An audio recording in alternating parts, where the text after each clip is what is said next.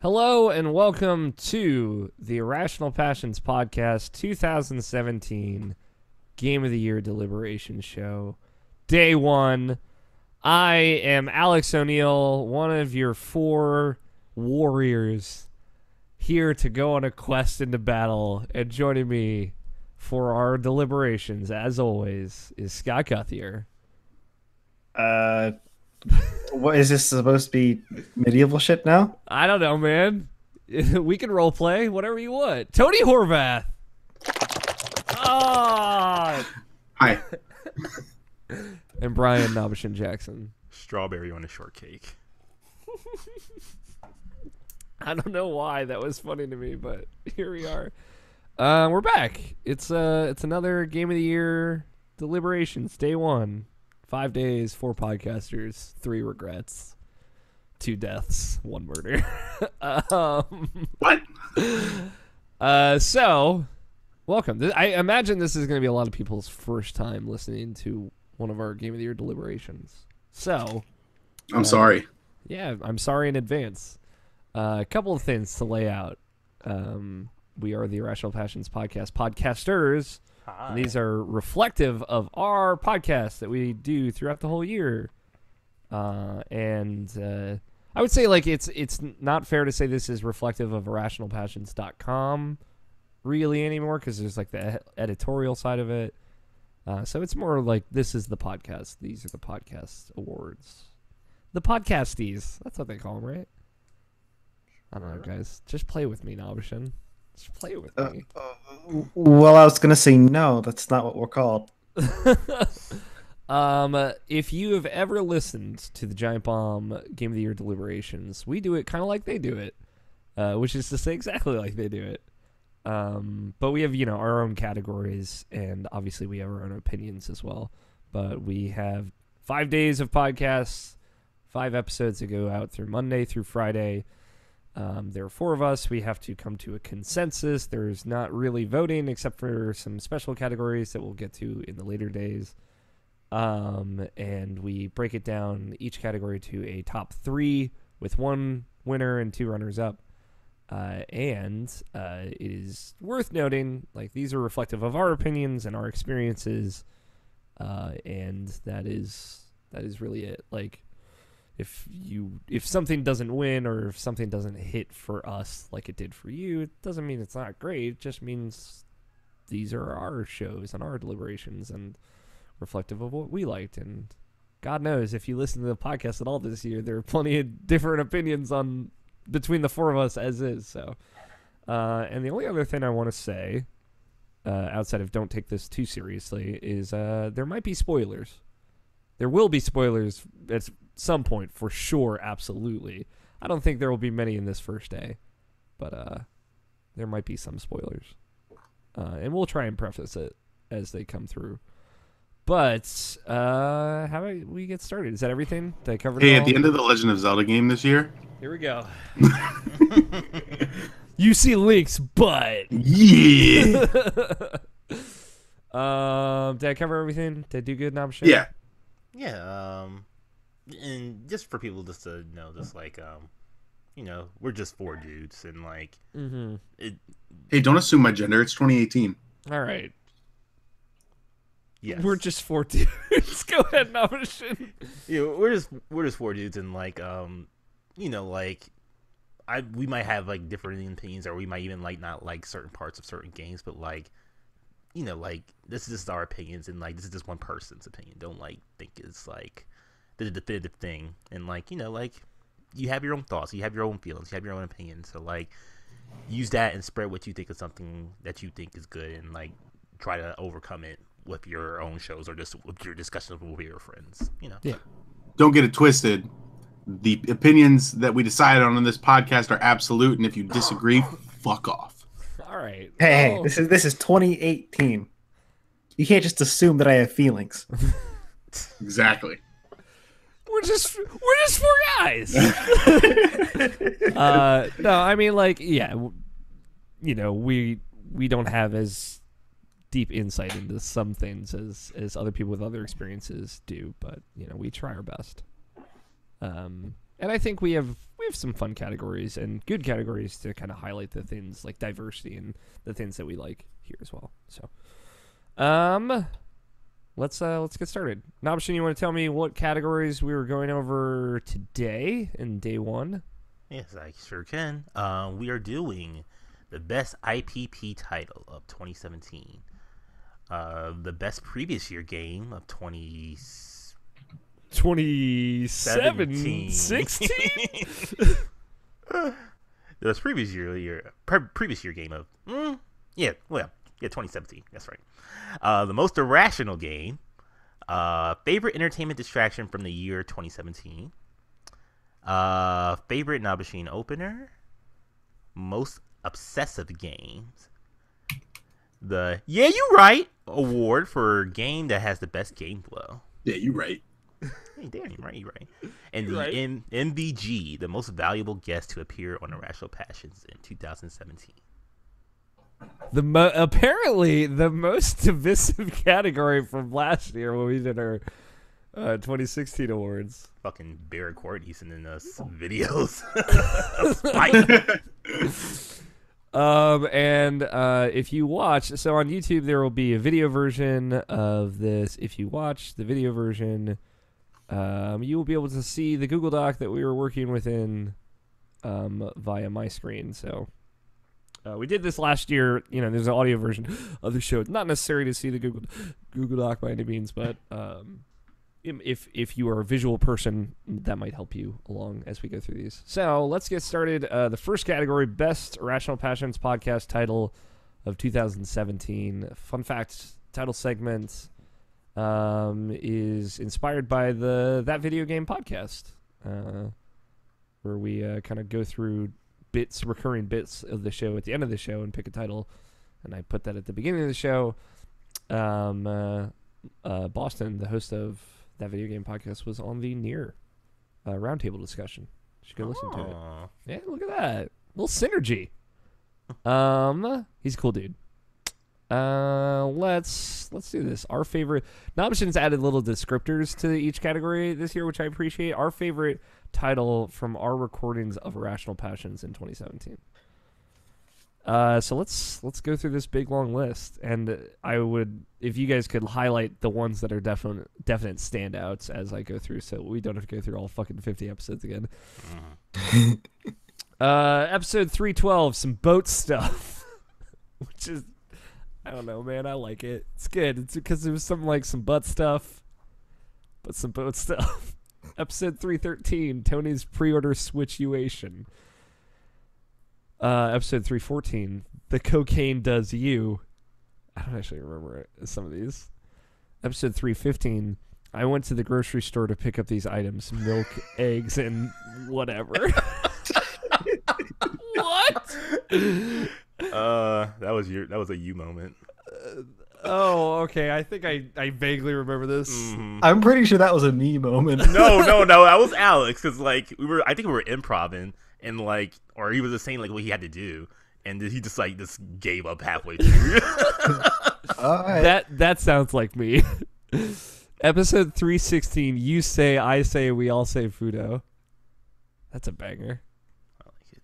Yeah, Tony, put a star there. I know you're out there eating pizza, something. Episode 317, Get Stressed.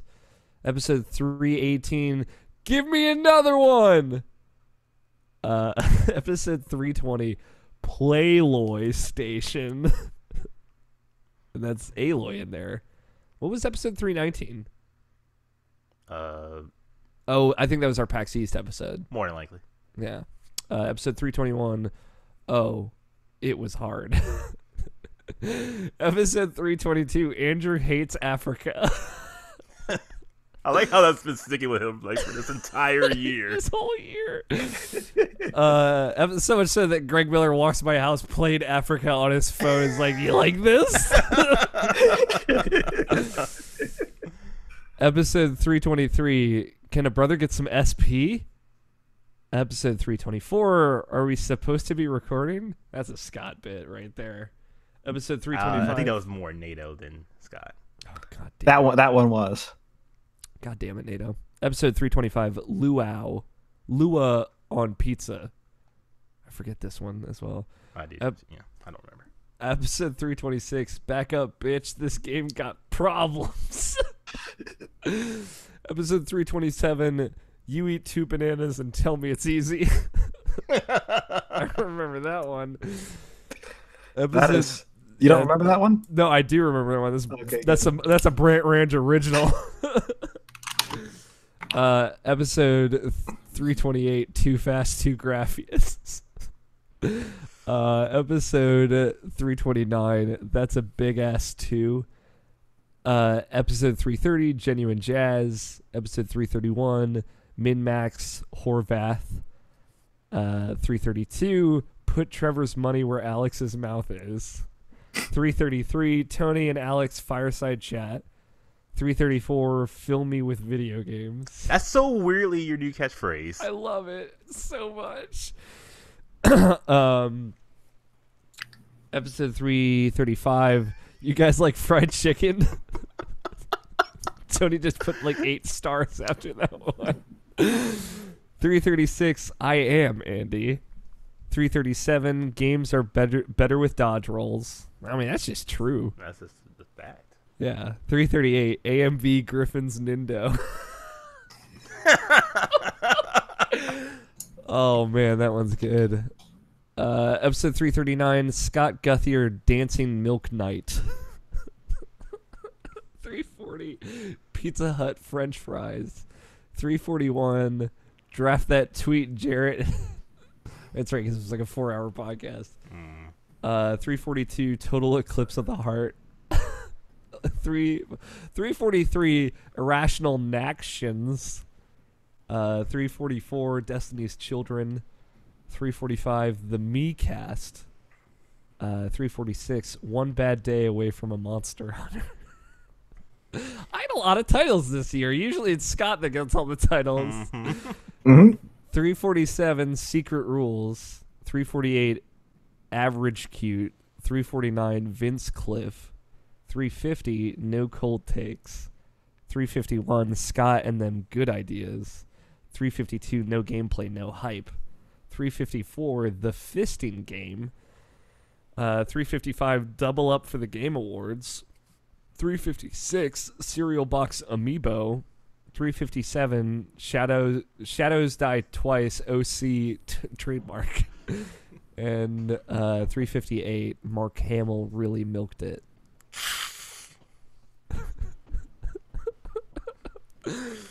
We have some good bits this year. Do we Oh, mark 359 was next year, or was this year, huh? Yeah, it was 2018. In contention for next year. What was the title of that one? Zeitgeist. Oh yeah, it's just the word zeitgeist. Fill me with video games, y'all. Let's do we want to narrow it down to the ones we start out? Pretty much. Unless, Yeah, we should be good for that.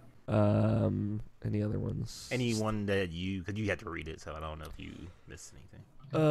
You say, all right, that one's good. Playlist Station. Oh, it was hard. Andrew Hates Africa. I'm gonna star out. Cool.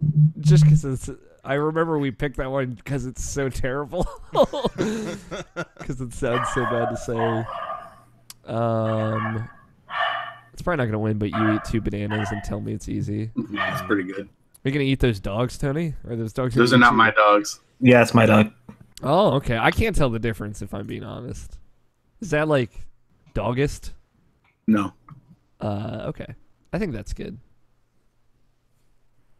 Draft that tweet, Jarrett. Wherever you are. He's drafting tweets for these episodes, that's for sure. Although, you know, this is a great time. That's a big ass too. That's a big ass too.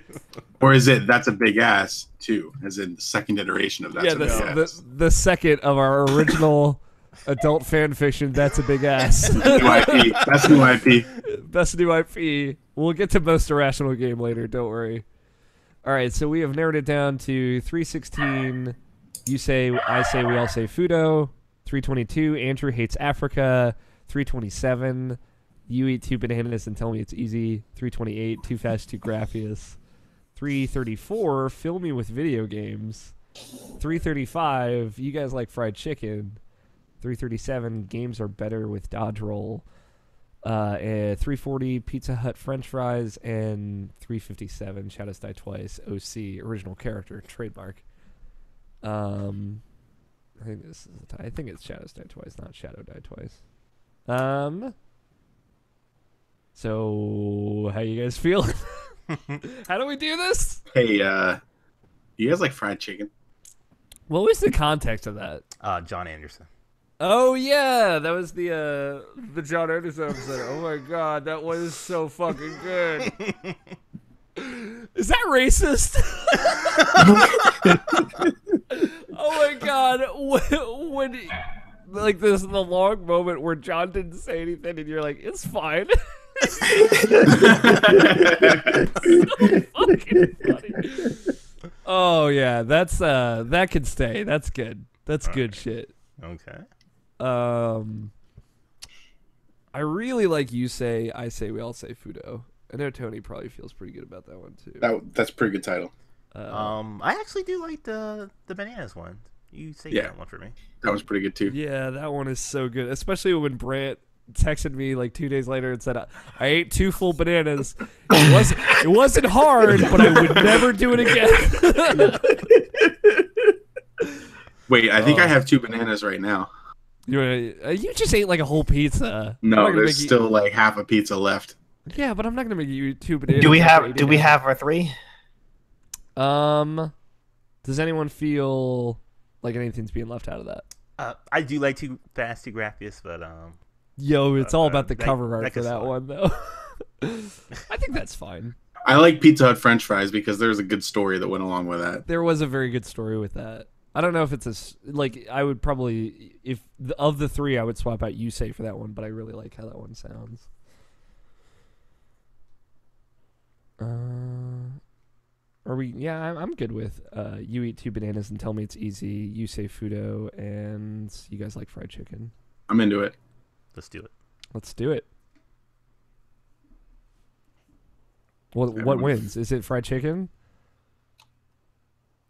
I mean, in my heart, fried chicken wins. I actually really like the 2 bananas. Like I said, you saved that for me. Like just remembering that is like a really good thing. It's a really good thing. I'm putting my stars next to bananas. I like the bananas one. Sounds like bananas. All right, Hey Scott, I'm gonna need you to eat 2 bananas and tell me it's easy right now. I'm very excited because Brant Range is coming down next week, so he'll be on next week's show probably. Awesome. And Can you prepare bananas for him? I'm gonna prepare some fucking bananas. We'll do a live bonus content, Brant Ranch eating bananas. And he has to say, like, he has to eat them and then just say, this is easy. This is so easy. He said that he would never do it again. Perfect. So, like, hey, you want to be on this podcast right now? Better eat these bananas. You better eat these fucking bananas. Scott, is there like a dog murdering situation happening in your house? I mean, I can go see if I can fix it. What do you mean by fix it?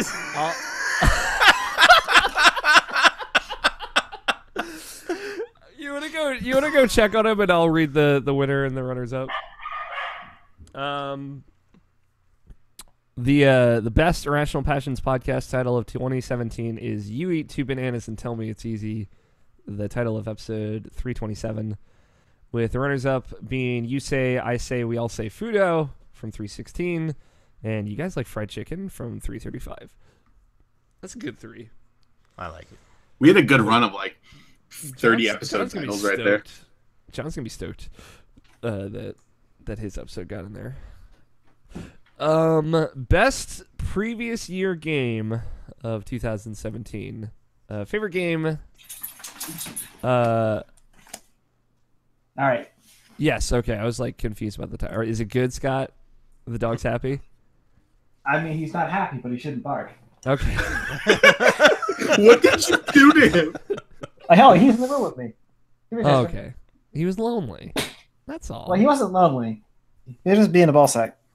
Oh. Yeah. Being a ball sack is Being a scrotum. the name of my mixtape. We're just 4 dudes. Best previous year game of 2017. So a favorite game that was released in an earlier year that made an impact in 2017. Overcooked, Virginia, Tales of Zestiria, The Last Guardian, Overwatch, Stardew Valley, Tom Clancy's The Division. Got that.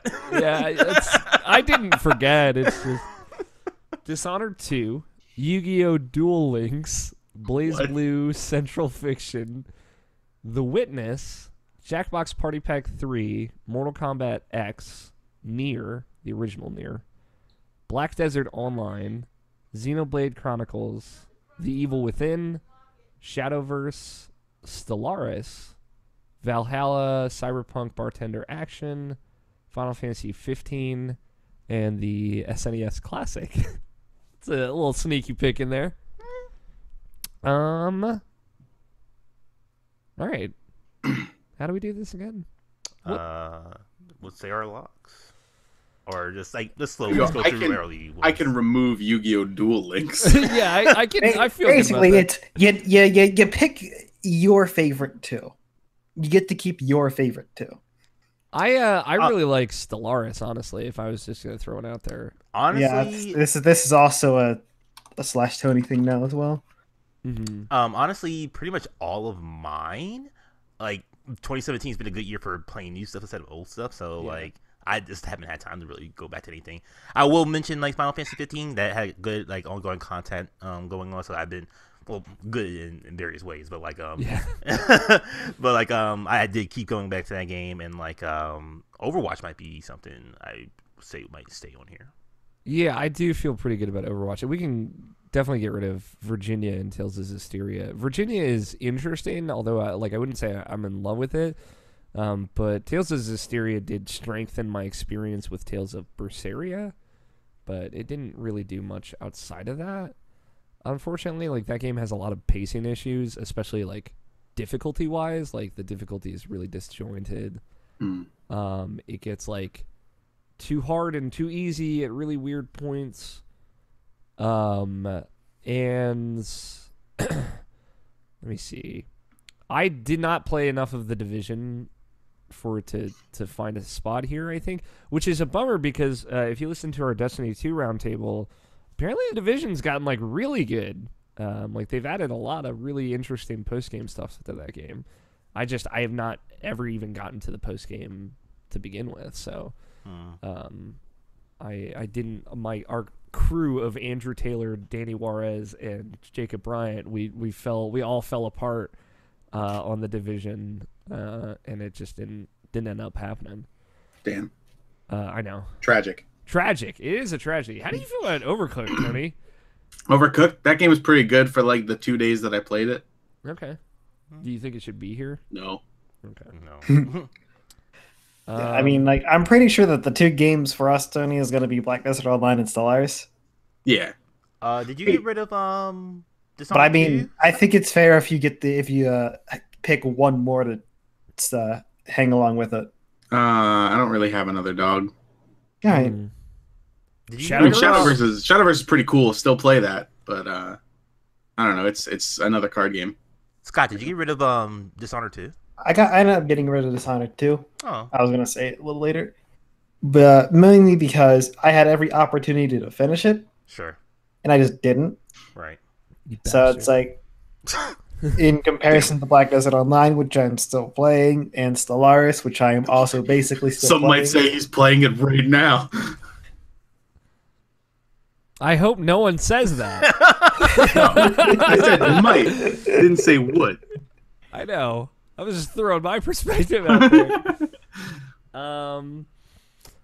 Yeah, I'm not too. Yo, if we want to talk about 2018, Stardew Valley might make it creep its way in there because I've been playing a lot of Stardew Valley in 2018, but not really 2017. How are you feeling about Nier and The Evil Within, Alex? I feel pretty strongly about the original Nier, if I'm being honest. Okay. Evil Within, a lot less so. Like, very much less than... That game is not, like, amazing. It's cool, though. I'm glad I played it, especially to have context for Evil Within 2, but which is a very good game, I think. But, yeah, I actually really liked Nier. Obviously, we talked about it a lot on this show. Yeah. I think I liked playing the original Nier more than Nier Automata this year personally, but Yeah. I think it's just because the themes of that game really spoke to me. So yeah, I feel pretty good about that.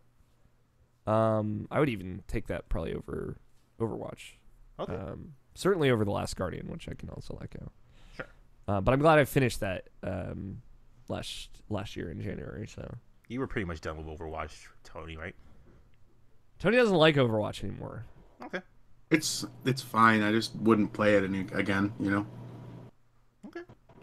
I'm not interested in really doing anything more with Overwatch at this point.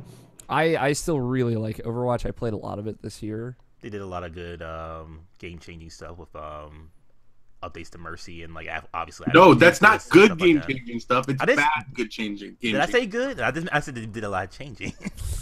I like how Mercy plays still. I think I probably preferred how Mercy played before, but I've definitely had a lot of fun with the new Mercy. But I would say like the new characters, like Doomfist is really cool. Moira is very, very cool.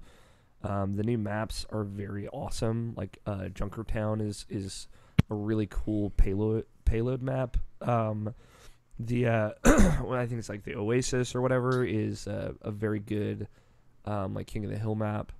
So I really like the new content that they've put in that game. I like the changes they've made to the Diva as well. Like I said, I played a lot of that game this year. I would say I played nearly as much Overwatch this year as Tony and Scott played Black Desert Online is laughable. Mm-hmm. So Yeah, you go. yeah, I think it can go. I think the Jackbox can go though. Yeah. Yeah, because that wasn't a forefront of this year. No, it was good though. It was good for Extra Life, things like that. Mm-hmm. I like. How's this list sound? Black Desert Online, Stellaris, Sure. and Nier. I'm good with it. That sounds good. I'm okay with it. But Nabeshin, I was curious. Did you ever finish Valhalla? No, I still haven't. Like I said, I re-went to it with when I went on Vita, but like The Vita, yeah, but stuff keep coming out and I couldn't make Yeah. time for it. In fact, I started playing Valhalla around when I started playing Night in the Woods, and that just took me over, so that's why. Fair enough. Is that coming to Switch? Have they said anything about that? It is actually. It is? Oh, Yeah. that's great news. Great news. That everyone. what's it on the 18th of this month? Fucking the Darkest Dungeon is coming to Switch. I still haven't played that. Yo, And I think- Darkest Dungeon is pretty lit. Yeah, I know you like. Even though that. it's dark, it's lit. It's lit. So I think I might get in on that. I already spoke on Final Fantasy 15, so I didn't know if you want to say anything about it, Alex. I've been enjoying my time going back to it. I will say like the quality of life stuff they've added to that game, like being able to take multiple hunts at the same time, for example, is like a huge improvement. The multiplayer stuff is actually way cooler than I thought it would be. Yeah, I jumped in there for a half a second. Yeah, it's definitely different from what that beta was trying to show off. My God. It is like way more story driven, and it actually, I would say, legitimately fleshes out the world in an interesting way. I would like probably have to organize people to go online and play with, unfortunately. But if I can, I definitely love to do that. If anyone listening would be interested in that, And even like there's a different gameplay stuff, like being able to switch to party members now. I have not gotten the chance to talk about it on the show, but I've jumped into that, and that's really cool. I'll say, like, it is really, really. It's basically adds a part to the companion tree, the weird skill trees, that lets you switch characters. And I guess they have the mechanics that they had from The DLCs. their DLCs, but Yeah. having not played any of those yet, I think it's really rad. You can kind of switch between them pretty freely. It seems like it's more difficult to do damage with them, like significant damage with them. But I thought it was really fun. Definitely switches up the feel of that game. And to speak on the DLC, like I've been critical about it, obviously. With Gladiolus and Prompto. Like I still say like Ignis is the best one, and like I feel like that's the one people should actually play if you really enjoy Final Fantasy 15, just because of the whole twist they put into that as far as the story. and like it generally made me rethink about that game and just like in a positive light because of like the alternate ending that it had for it, and like yeah, That's cool. yeah, it's definitely like it's weird to like to talk about a game, you know, like it was still one of my favorite games that year, but like there was like so much disappointment along with it as well. But like, you know, over time they fixed a lot of stuff, and even though like it's no excuse for like how I felt about it for at the beginning and like the product that they put out, they did like improve that game a lot. So yeah. Yeah. And the SNES Classic is the best 20 games ever made, so whatever. 21 games, no, Star Fox 2 isn't that great. Yeah, the SNES Classic is great. I wish I had played more of it this year, but kind of like you said, it's just so many fucking new games to play. So we've got our list of 3: Nier, the original Nier, Black Desert Online, and Stellaris. Y'all played a lot of Black Desert Online this year. Want to know how much? I don't. But like I'll say, you know, and you know, it really ultimately, because I don't think Nier is going to take this. I'll say this I'll say my piece for Nier. It's a very cool. It is weirdly like it's a swimming in sevens game, right? Like it is a 7.0. It's not amazing, but it does some really, really cool stuff. Like, you know, I talked about it when I talked about it on the show, I think like back in April or May when I was playing it, of like agency and the way like the player character reacts to the things around him and like how genuine it is. Also, the music is great, and the kind of tone it goes for is really cool. And ultimately where it ends up is very cool. I never went back and played like through the B and C stories, but I really liked what I did see in that game, and I think it is a very cool game from 2010 that I'm glad I finally got the chance to go and see. Even if like playing it can be a bit of a chore sometimes. And I will say this, like of the things I enjoyed hearing about from Black Desert Online and Stellaris, I thought like the stories that came out of Stellaris were some of the most fun. I was going to say that I think Stellaris should win this category. Yeah, probably. Yeah, because it seems like you know, like when that robot DLC expansion came out, and you guys talked about how that was great. Like, or Scott that was talked great. about- I still want to play Stellaris, man. Yeah, like you guys talked about how it kind of changed things, and like the whole like learning that the mechanics of that game as you guys went through like this big long game of like the weird like late game twist. You should still play with us. Yeah, it is like Stellaris of these 3 games is the game I'd like to play the most now. And Dude, no Black offense- Desert though. Yeah, no offense to Black Desert, and maybe because we just shut you out so many times about it, Tony, but like I don't know if there's any like real stories that you actually brought up about in that game. I mean, there's a whole lot, but it is stuff rooted in MMO junk. Yeah. Yeah, like I said, I think we shut you out too much about that. So. It's easy to tell an uninteresting story that is interesting to people who play the game. It is much more difficult to make that uninteresting story. Yeah, you have to contextualize it. So. Don't play the game. Yeah. And I can tell you, hey, this week I got another piece of armor, and like doesn't mean anything to you, but to Scott that means a lot.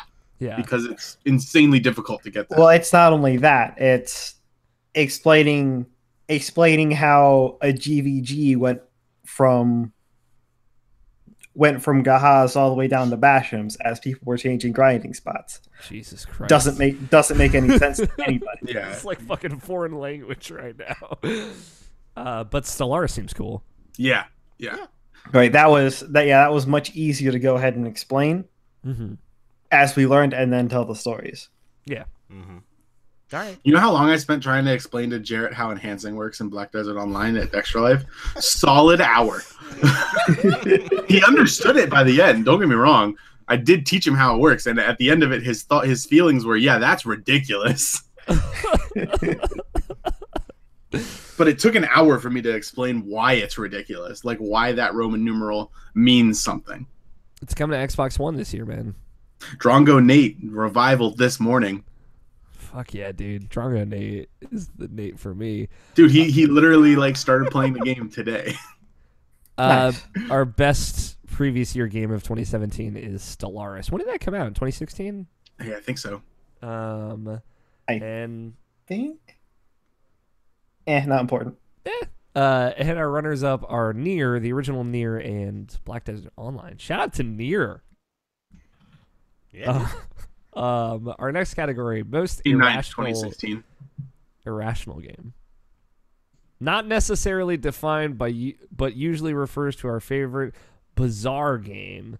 Webster's Dictionary defines irrational as not rational, such as A, 1, not endowed with reason or understanding, or 2, lacking usual or normal mental clarity or coherence. All right, so let's read off this list first and foremost.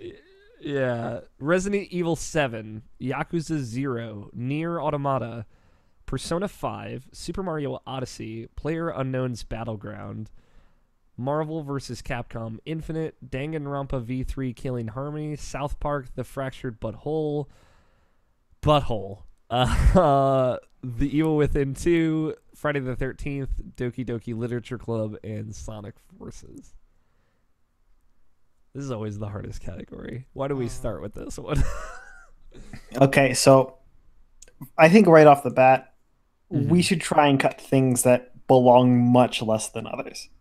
Sure. I don't think Resident Evil 7 should be here. Okay. Okay. I don't think Super Mario Odyssey should be there. Or Yeah. Persona 5. Yeah. Now, Yakuza 0, that's a fucking video game. That's a crazy, weird video game. No, that can go. All right.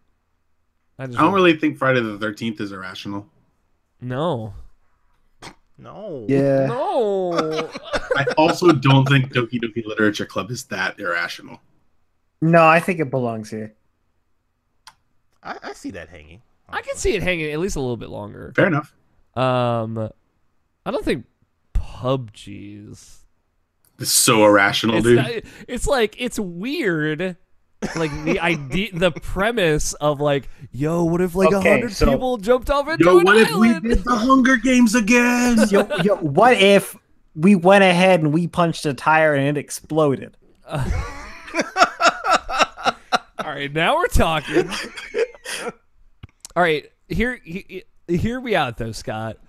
What if we went straight in a buggy, we hit some grass, and then we started cartwheeling? What if Sigma from Mega Man Zero or X, whichever one he's in, and Ultron from Marvel fused into one super being?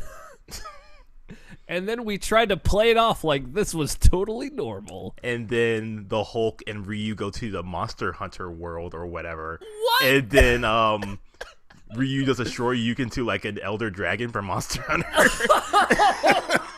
Yo, why is this not our game of the year? Best moment, 2017. Yeah, I think South Park can go.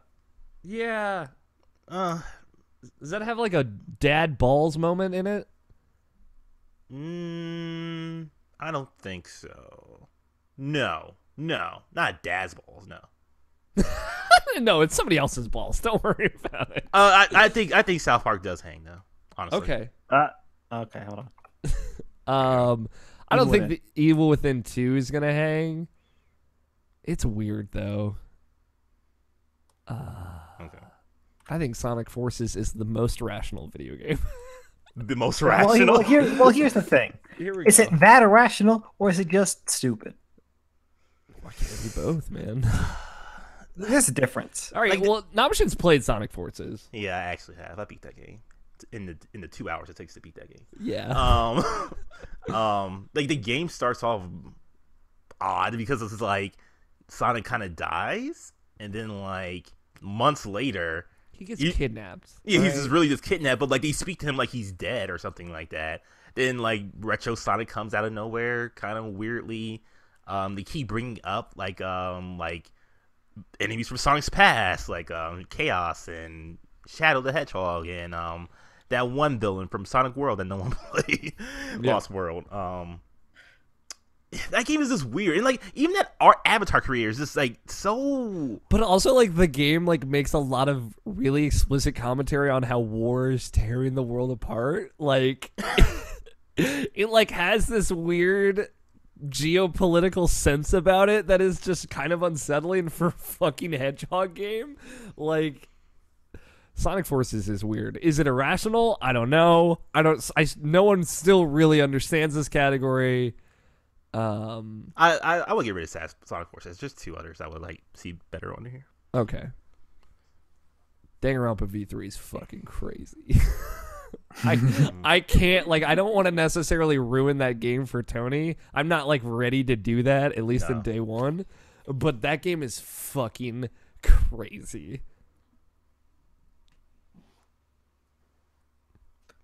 I think Nier can go. Okay.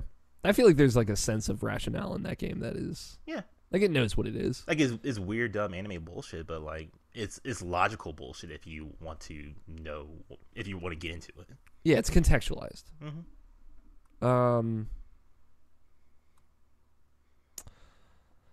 don't know, man. I feel like Doki Doki is kind of a weak link here. I'm with Tony on this. I feel like breaking the fourth wall does not necessarily qualify a game as irrational, or playing with the fourth wall. Yeah, especially like.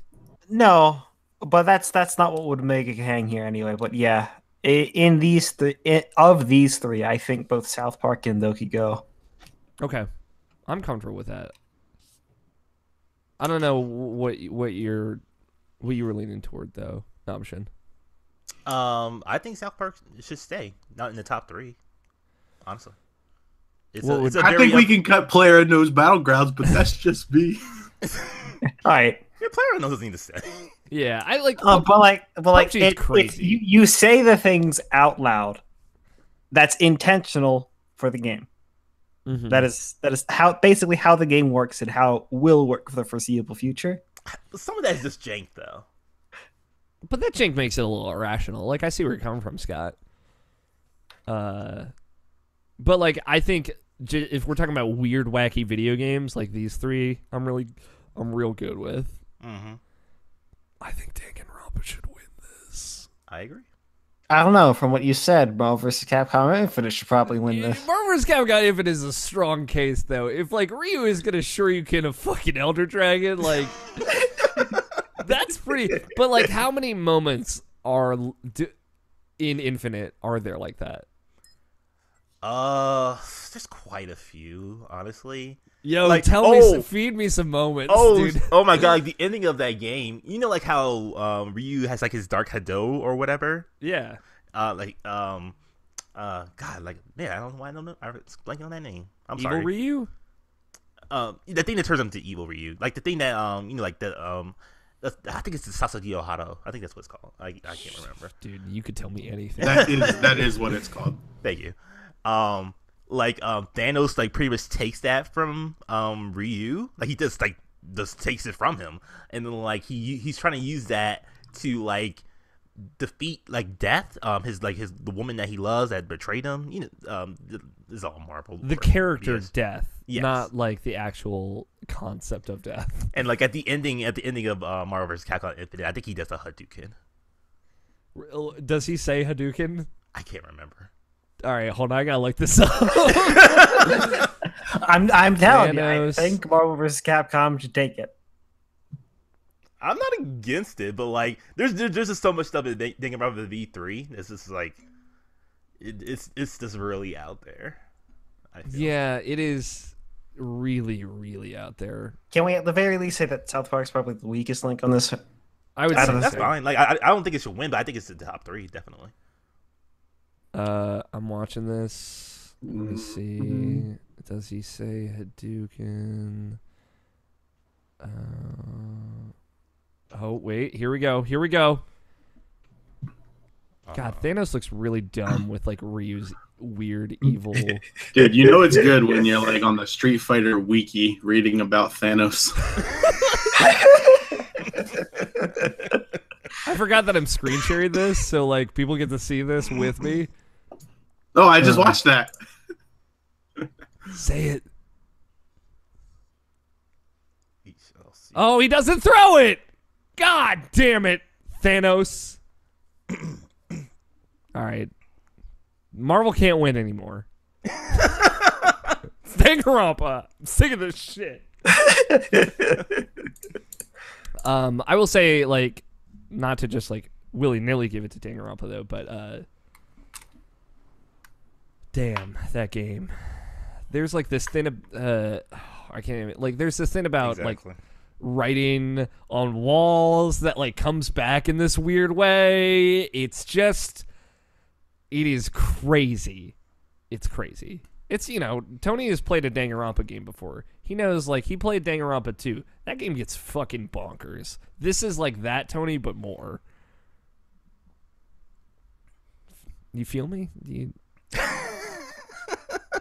He's like neck deep in the Street Fighter wiki right now. He's learning all about Thanos. Danganronpa V3 wins. Okay. Are we good with that? Yep. Most Irrational Game, Danganronpa 3, V3, Killing Harmony. Runners-up being Marvel vs. Capcom Infinite and South Park The Fractured But Whole. Next category. Tony, are you with us still? You here? You here, Tony? Oh, okay. He said there's dog sound. I checked the chat. We're good. Favorite entertainment distraction from the year 2017. Favorite entertainment media of 2017 that isn't video games. Long-time running champion Game Grumps. The Kind of Funny Morning Show. Digital Foundry. Lego Batman Movie. My Brother and Me. Get Out. Logan. Beauty and the Beast. My Hero Academia. Iron Fist. Samurai Jack. Twin Peaks. Guardians of the Galaxy Volume 2. Wonder Woman, Spider-Man Homecoming, Breakfast and Battlegrounds / Murder Island, Danganronpa 3, The End of Hope's Peak Academy, American Vandal, The Completionist, Rick and Morty, Thor Ragnarok, Justice League, The Disaster Artist, Star Wars The Last Jedi, and Coco. So this was like before it was like our favorite non-video game media. It's just a different title this year. Or like our favorite show or favorite Netflix and chill is what we used to call it. Yeah, the Netflix and chill award for the most chill Netflix. All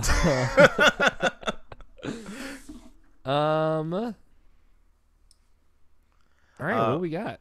We can straight out take off the Kind of Funny Money Show. Okay. Enjoy it. I still enjoy it. It's still one of my favorite things, but I know that's just a me thing.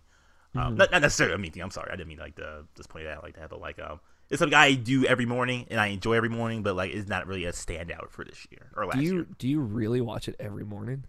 Yeah, I watch it literally every morning. That's crazy. Yeah, that's awesome though. Yeah, I'm excited. Like, that's Nick Scarpino's show now. Mm-hmm. Apparently, it is officially Nick's show, which is exciting. Yeah. We definitely take off Iron Fist. Iron Fist is not good. It's not terrible, but it's not like great. I'm gonna put a star next to My Brother and Me, and we'll kind of loop back around to that. But that was a big standout for me, especially this year. Or 2017. You know what I mean? Yes, this past year. Yes. I will put a star by My Hero Academia. Yeah, that's totally fair. I think that was a big one for actually all four of us. Like Scott got into My Hero Academia. Mm-hmm. Are you still reading that, Scott? Yeah. I got into that, which, you know, I barely watch anime. Next to Rick and Morty. Okay, fair enough. I was cutting you off. You're fine. What's a good standout movie for you this year, Alex? Because like we're the movie guys, and especially for me, like out of all the movies I've seen this year, I would probably honestly say, even though I like Get Out a lot, Coco was like is the thing that like left a really big impact on me. Yeah, I was like thinking about maybe going and see Coco this past week. I have like $70 on AMC gift cards. So I'm like, I'm gonna go get like a pizza, like 2 large popcorns. I'm gonna just deck myself out.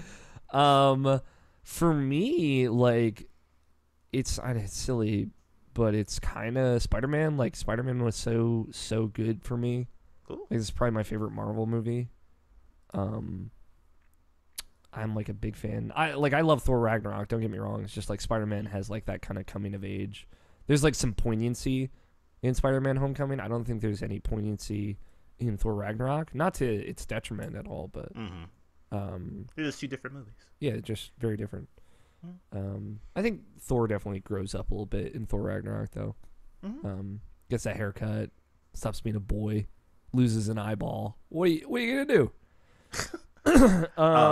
I'll cut out Breakfast in Battlegrounds / Murder Island. Yeah, that was a big one for you. Oh yeah, like PUBG streams have been really big for me, and I still really enjoy it. Like I'll even shout out like Alfredo Plays. I watched him play.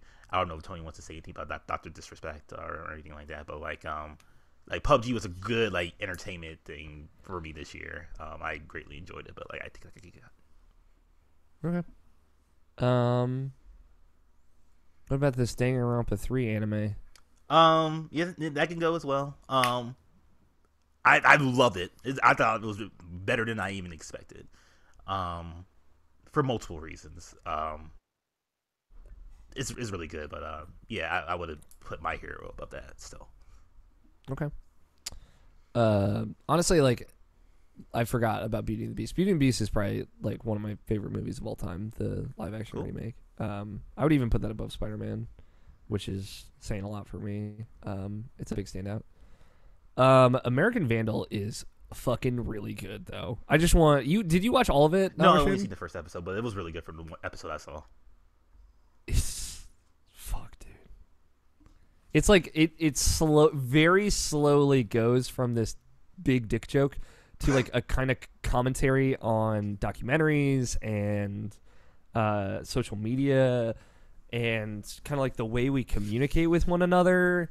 It's very good and like really smart, and it does like this Netflix thing where it eases you into it with humor, and just when you realize you're invested, it like fucking gut punches you.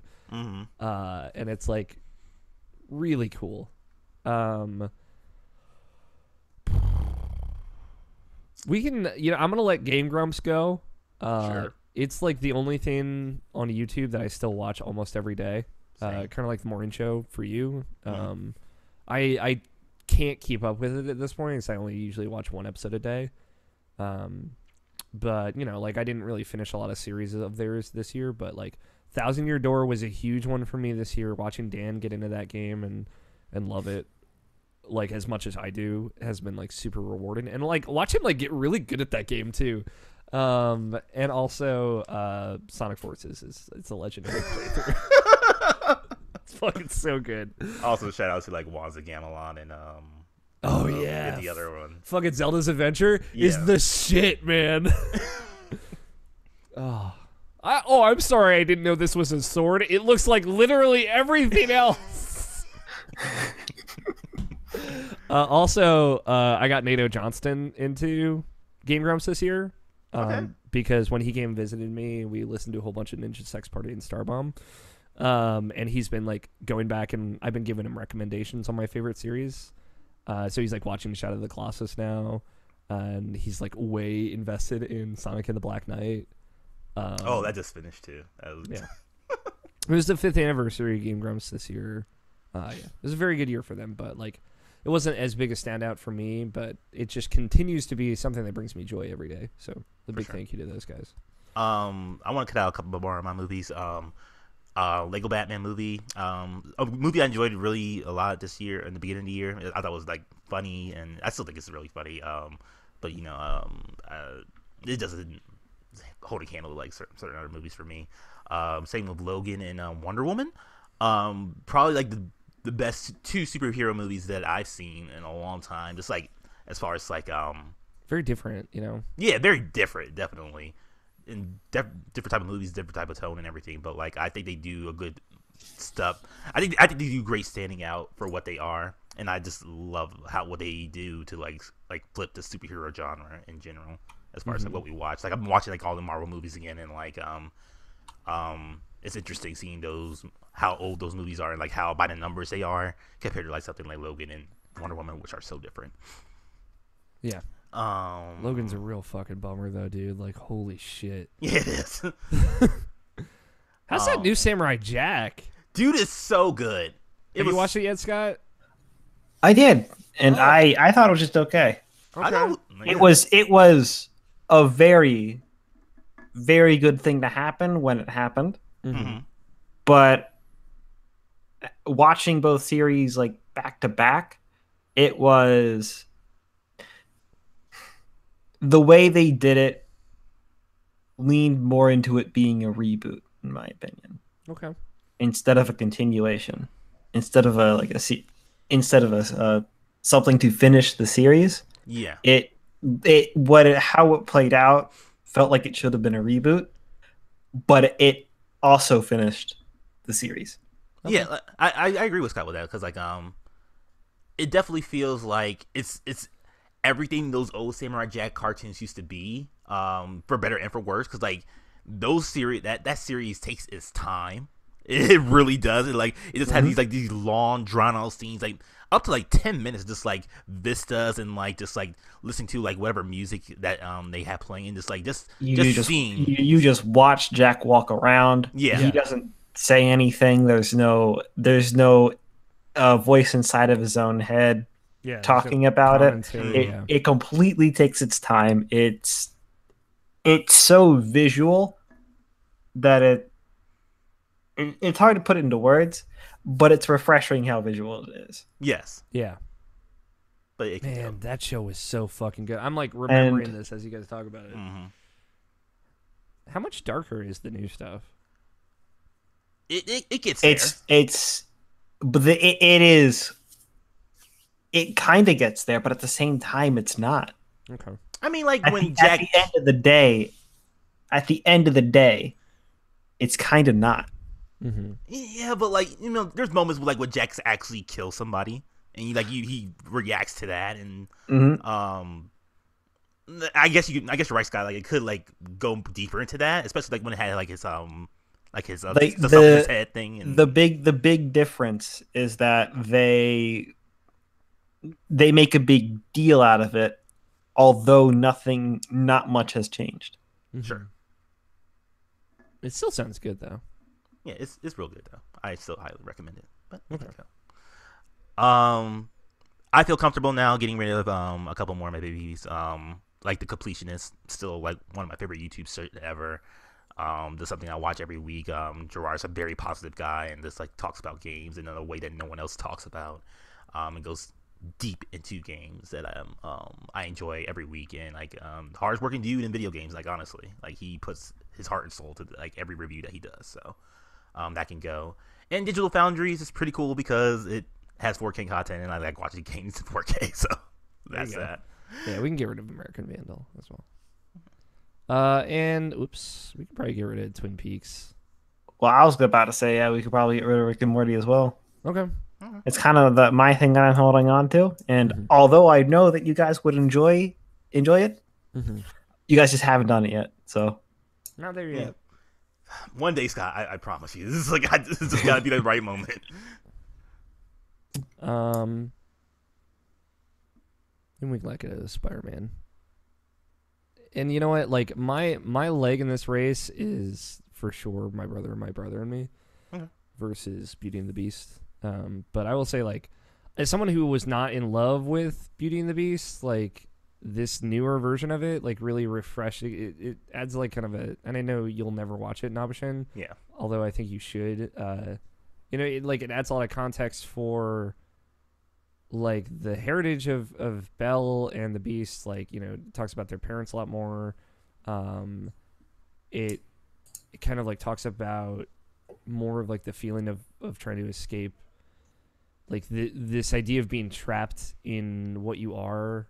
And like I feel like it leans more into how that brings those two characters together in a really clever way, like where it's a small town girl who just wants to see the wider world. Yeah, versus in a lonely world on the midnight train, going anywhere.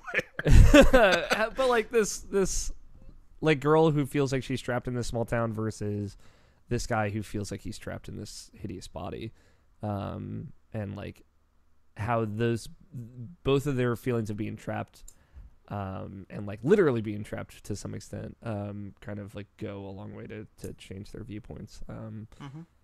It's very good. It leans more into those feels, and like there were just times when I was like seeing things on screen from that movie, and I was just like crying just because of how like incredible it was to see. So, and Ewan McGregor's really good as Lumiere. My boy, we're birthday buddies. My brother and me, I went back and I listened through like all 300 plus episodes of that this year.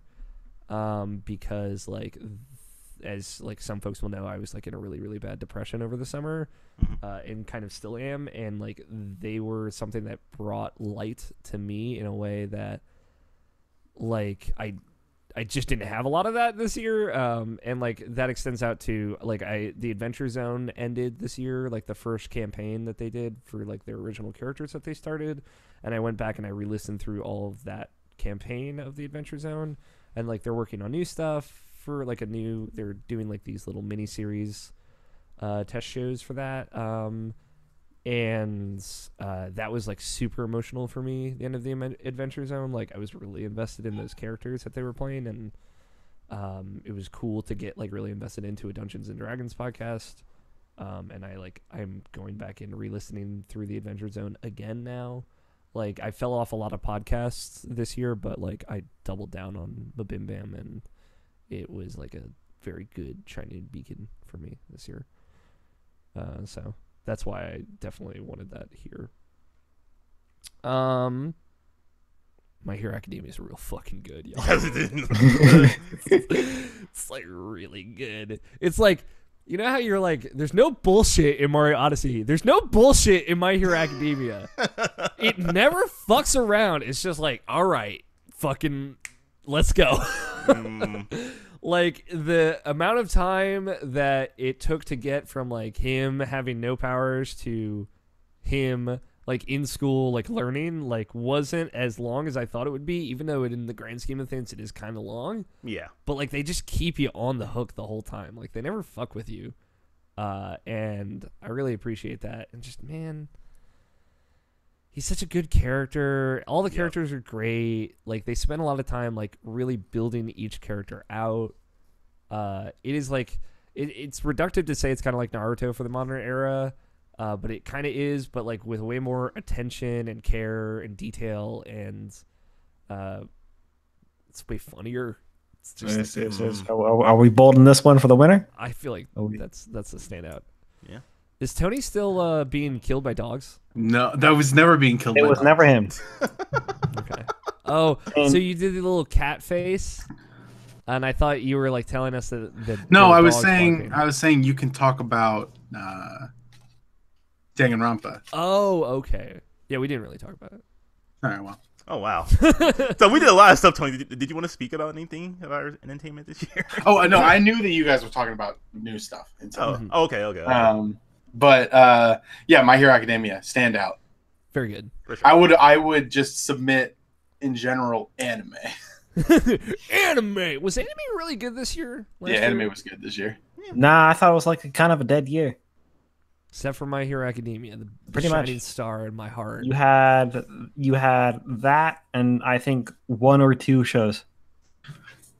Did you want to say anything? Everything else was average. Did you want to say anything about Coco, Nabeshin? That movie is just so fucking good, and in the best way too. It's like, because it's like all the advertisement for it is like, it was just like something that's like, okay, it seems something by the numbers, or like nothing that seems like really interesting other than the fact that it has Pixar in the name. So it's like, okay, you know it's gonna be good, but it's like you don't know how good until you actually go see it. And like it just fucking blew me away as far as like the visuals, the like the general theme of it too. Like I know like another movie did it, like I think it was Day of the Dead or something like that, did something similar. But like I think this has its own flair and like way of doing things. It made me so interested in like the culture of the Day of the Dead. Something I didn't, I kind of know about, but I never really thought about, and like how important family is, and like how that stands out for everyone during that day, and and like even like just the fact that it doesn't do like something like this is weird to say. It doesn't do something like, I think I said this already, but like doesn't do like the Mulan the Mulan thing. Sorry. Oh, Mulan. Okay. Yeah, where it's like it has like all these authentic characters being the race, and then also has Eddie Murphy that's to be like the joke character or whatever. It just like has like a solid cast of Latinos like representing their race, and like it does it like in the best possible way possible. That movie's fucking fantastic. I love it. Like that's from awesome. beginning to end. Yeah, I know. Like that is not a like explored area for a lot of folks in the U.S. too. So it's cool to see. It's cool to see like just like all those kinds of different cultures being explored in animated movies. So. Mm-hmm. So favorite entertainment distraction from the year 2017, My Hero Academia. The runner-ups being My Brother and Me, the podcast, the TV show, all the above. You can go consume that any way you want. And Coco, the movie. I will say, like, as far as like something to give you hope in the year of our Lord 2017, My Hero Academia is a fucking good one. All right, we got 4 categories left. We're doing good. Yeah. All right, Nabeshin, you ready? Yep. All right, so our favorite Nabeshin opener of 2017. I'm gonna say the episode. Nabeshin is going to do his opener from the episode. Nabeshin does a different opener for every episode of the podcast. If you have not been paying attention, some of these are longer than others, so we'll try and mark the ones that we love. As we go through here, kind of like with the episode title. Mm-hmm. Also, 2017, I think it's the most episodes of the podcast Nabeshin has missed ever. More than last year? Just real disappointing. I was going for like 8 weeks last year. Yeah, you were. That was 2016. I don't remember, dude. Like, it all bleeds together. All right, let's do this. Episode 312. Hey, hey, hey. Episode 313. May your heart be your guiding key. Episode 314. It is Wednesday, my dudes.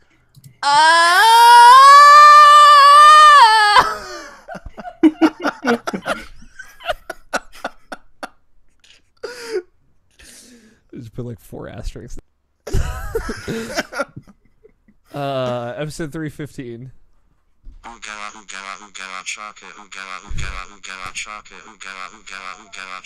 I can't stop this feeling deep inside of me. Girl, you just don't realize what you do to me. When you hold me in your arms so tight and you let me know everything's alright. I'm hooked on the feeling. What is this fucking Ooga Chugga robot thing? I still don't know. It's like been a whole year since I heard that the first time. It was... Oh, man. Episode 316. I'm Batman. Episode 317. Austin 316 here on RationalPasses.com. Drink some Steve Weisers. Do some body buff drops. Can I get a hell yeah? Hell yeah. What? Hell yeah. Episode 321. To be or not to be? That is the question. 'Cause 'tis nobler in the mind to suffer the slings of arrows of outrageous fortune, or to take arms against the sea of troubles, and by opposing in them, to die, to sleep no more. What is that from? Billy Madison. Okay. Episode 323. John the leprechaun, he looked for his gold, but it was gone. He looked high and he looked low. He looked down the street and then, oh no, he got hit by a bus. 324. Mo daijoku Nazete? Watashi na kita.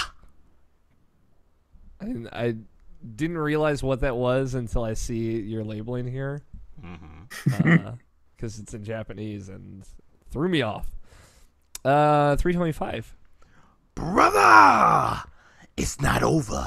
Not yet. This is the liberty we built for ourselves. Outer Haven. Liquid. Episode 327. Who turned out the lights? Episode 328. I live my life a quarter mile at a time.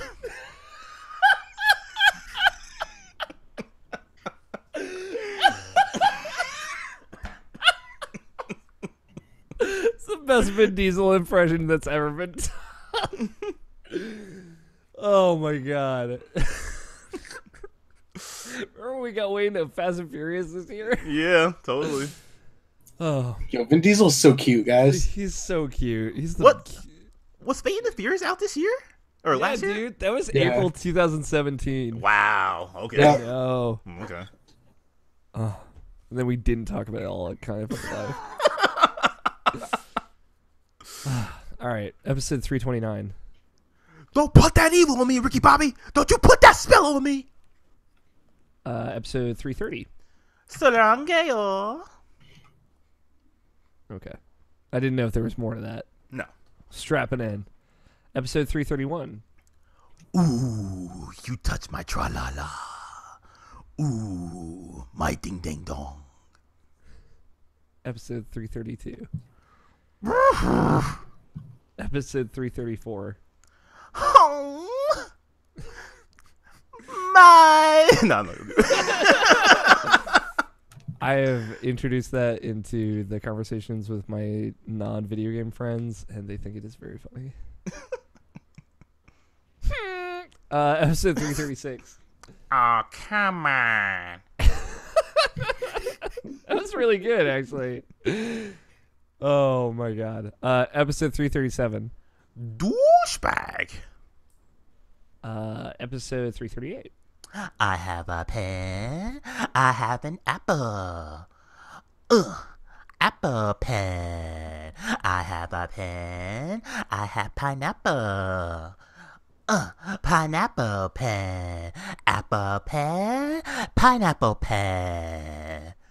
Pin pineapple apple pen. Dance time. 339. The walls in the mall are totally tall. All right. Oh boy. That's from Tiny Toons. No one knows that. It's okay. Episode 340. Oh, well, I attended Juilliard. I'm a graduate of Harvard Business School. I traveled quite extensively. I lived through the Black Plague, had a pretty good time with that. And I've seen The Exorcist about 167 times, and it keeps getting funnier every single time I see it. Not to mention the fact that you're talking to a dead guy. Now, what do you think? You think I'm qualified? What is that from? Beetlejuice. Oh, okay. It's been so long since I've seen Beetlejuice. Episode 341. I'm going to back up for this one. Okay.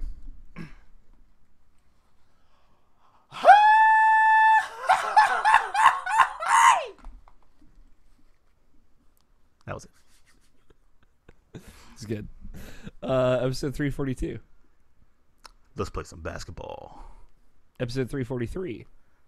Harvey, no. Episode 344. Don't fuck with me. I have the power of God and enemy on my side. Yeah! Episode 347. Hold on. I'm trying to remember. Okay, I got it. All right. Oh, I'm sorry. I skipped one. Yeah, episode 346. No, there's no 346. Oh, there it is. Oh, yeah, right. No. I'm sorry. I read the wrong number. Okay. I got confused there. I'm not gonna hurt you, Wendy, darling, light of my life.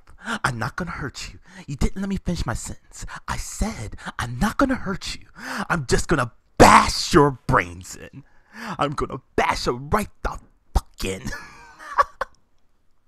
Episode 347.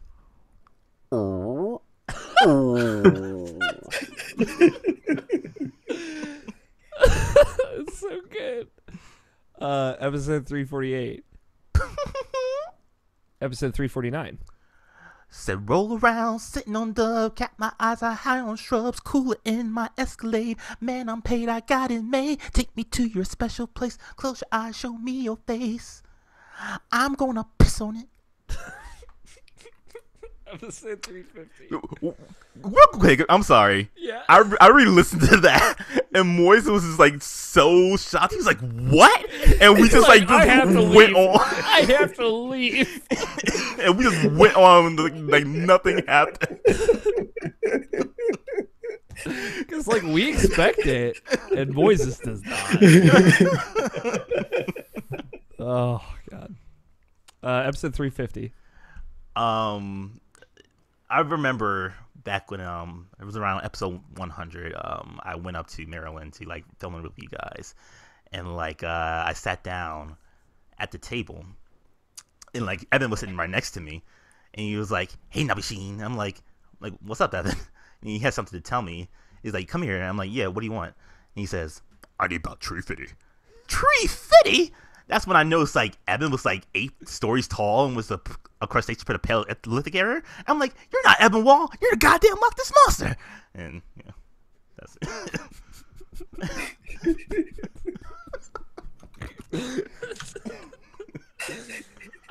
It's just the first time I heard that, it just threw me the fuck off so hard. What's great is like sometimes like Scott and Tony might have missed a couple episodes, and they're getting all the ones they might have missed. Too. Extra Life 2017 special. What would I give to live where you are?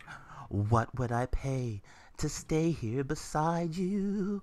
What would I do to see you smiling at me? Where would we walk? Where would we run? If we could just stay all day in the sun, just you and me, and I could be part of your world. It was a very Little Mermaid themed weekend at Extra Life, you know. Was it really? No, it wasn't. Okay. Although I did jam the fuck out to Carly Rae Jepsen's cover of Part of Your World. Okay, sweet. Episode 354. Come together right now. Bad movie. Episode 355. I believe in truth. I'm also a big fan of justice. Episode 356. Greg rules, okay? Episode 357. I did not hit her. It's not true. It's bullshit. I did not hit her. I did not. Oh, hi, Mark. Episode 358. Go for Palpatine. That's all of them. That's all of them.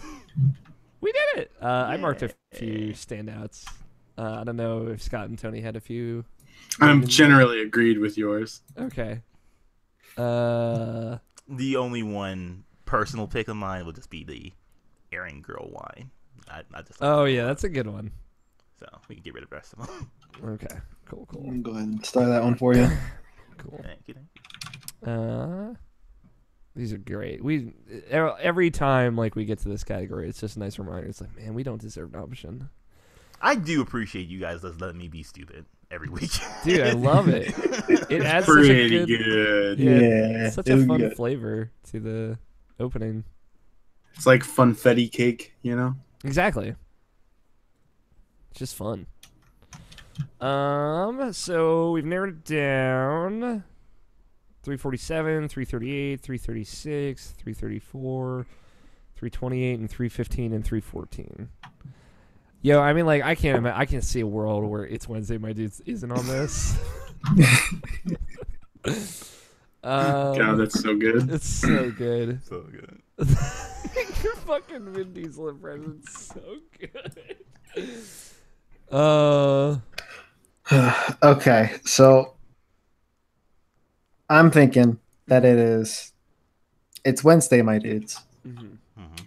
Waluigi's Oh Come On and the Goron noise. I like that. What do you think, Tony? I like It Is Wednesday, My Dudes, Mm-hmm. the Goron Noise, Mm-hmm. and PPAP, I think. Pineapple Pen? Yeah. I'm okay with that too. Where are you at with this, Scott? You alright letting Waluigi go? Sure.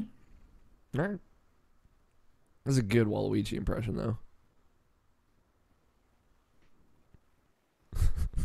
I'm gonna think about that Vin Diesel impression until the day I die. So, just yeah. for some context to this PPAP one, Yeah. the highest enchantment that you can get in Black Desert Online is Pen, right? Mm-hmm. So someone made a version of that song that replaced all of the things with Pen. So you listen to that when you try and enhance your gear, and it's supposed to bring you good luck. We should go ahead and replace this with the Waluigi one. I'm starting to lean toward that. What do you think, Nabeshin? What do you think? I'm not too partial to the pin one, honestly. Ooh. Okay. Ooh. Am I about to Control Z this? I think we are. I do really like Waluigi noise. I'm so partial to the Aaron Girl one. I like the Aaron girl noise as well. I'm just trying to make a safe for work podcast, you guys. This is true. Okay, you can let it. It's not fucking true at all. It's Wednesday, my dudes. Yeah. I mean, it is. Yeah. Well, it's Friday. In my heart, it's heart. always Wednesday, though. Favorite Nabeshin opener from 314. It's Wednesday, my dudes. With runner-up being Waluigi's "Oh, come on!" Not nearly as good, as you can tell. And the Goron Noise from 336 and 347. Shout out to Danny Juarez for ruining me for Wednesdays. Every day of my life. Every Wednesday, I have to think about this. You're like these two. If you're listening, you've never seen the "It's Wednesday, my dude's" Vine. You need to go fucking find it and watch it right now. It's just like the two small goggles that are like pulling into his body. And he's trying so hard to recapture that moment too, and you just can't. You just can't. No. And then there's just a screech at the end. The next category is the most obsessive game.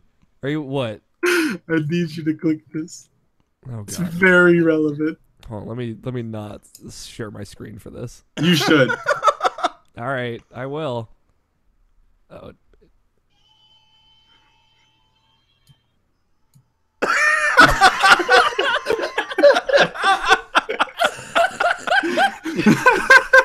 There's an audio component of that our video viewers and listeners won't be able to hear, but go look up the first Wednesday of 2018. My dudes. It's pretty good. It's pretty good. Oh. Most obsessive game of 2017. The game we put an almost disgusting amount of time in because we couldn't put it down. This could be as far as like putting a disgusting amount of time in it and like, like the week that you had it or whatever. You just played it nonstop, or you just like you played the entire year. So like I just want to make sure we have the differences up there. Yeah, fair. Right.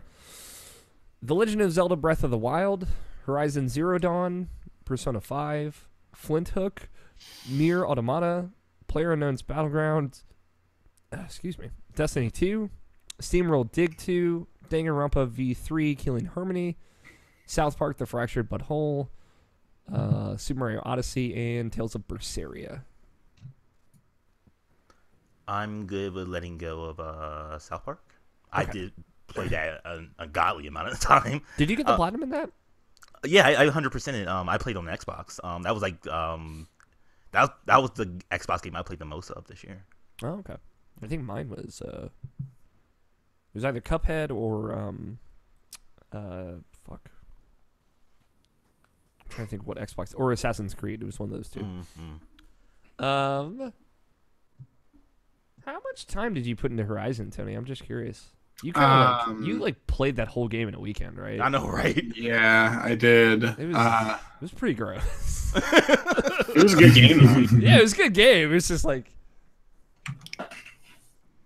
I don't know. It was a lot, but yeah, it was. I would say disgusting amount of time is. I think it was more out of like that someone was waiting for me to finish the game to play Yes. it after, and I also wanted to experience the entire game. Yeah. So I was just like, I got to get through all this content kind of in short order. Yeah, you wanted to fill yourself with that video game. Yeah, fill myself with Aloy. Well, all right. I feel like Destiny and PUBG were kind of like recurring things.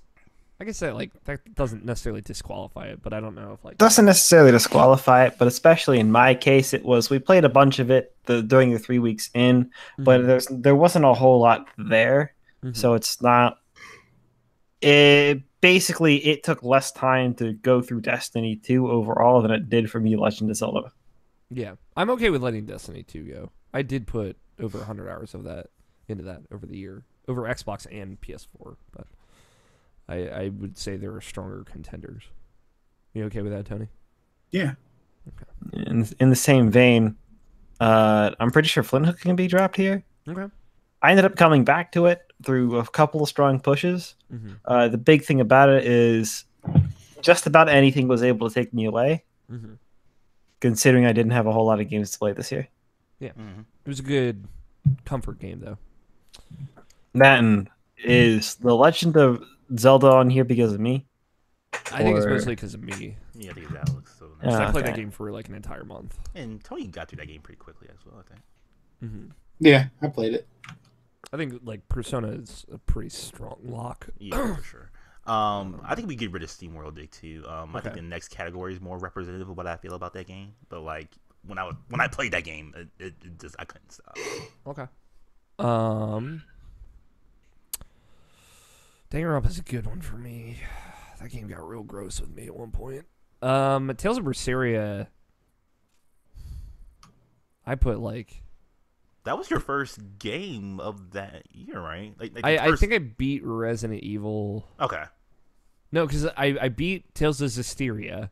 Mm-hmm. I had to get through like the back like 15 hours of that game. There's way too much left in that game. I was very upset about that. And then I like rolled right into Berseria, and I was kind of like going back and forth between that and Resident Evil, I think. And that's saying something like not necessarily. Not saying like you're weird or something like that, but like I am weird. We can say that.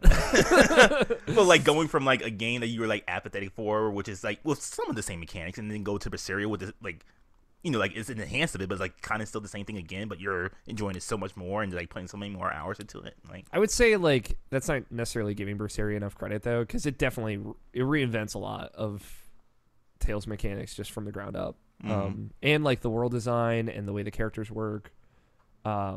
Berseria is very good, but yeah, I put like 84 hours into that before I finally walked away. I walked away because like Neo had come out, and I wanted to start putting time into that, and like I was kind of starting to play Kingdom Hearts a little bit on the side, and like Horizon and Zelda were on the horizon, so I didn't like put as much time into Berseria as I wanted to. Like I would have gone back and done the post game stuff if I had the time.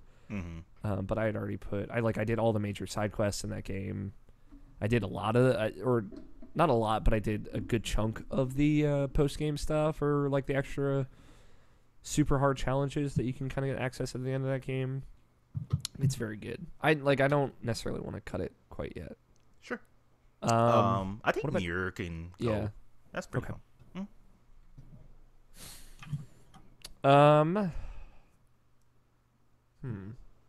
Any thoughts on Odyssey? Yeah, Odyssey is weird for me here. It's something I keep going back to. I love it, but I think that's kind of just a me thing because like I'm just I'm going at my own pace on it. But like it is my go-to game for the in-betweens of what I want to play or something. But I played a lot of it right when it came out, but I've not gone back to it since I finished it. I mean, I don't think it'll hang honestly, but I'll just put my 2 cents out there. What do you think, Scott? Yeah. if I kept going back to it, then yeah, but I haven't recently, so nah, not really. Okay. We'll let it go. I would say like I would probably let Tails go in favor of Zelda. Now that I'm thinking about it, like Zelda was the game that I literally put 115 hours into straight and didn't play anything else. Mm-hmm. Like, And as far as this goes, mm-hmm. I'm thinking we can cut Horizon Mm-hmm. because Tony didn't play it out of the obsession for being real. He played it because he had people waiting on him, and he really, really wanted to get through the whole thing. Yeah, I played it for that booty.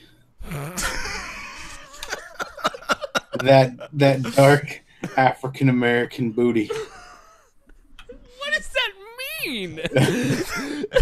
You'd have to play Horizon to know. I guess. Oh man. Fuck. No, that's more of a near thing. You play that for the booty. I always play near for the booty. That two booty. Oh, I get it. Ah.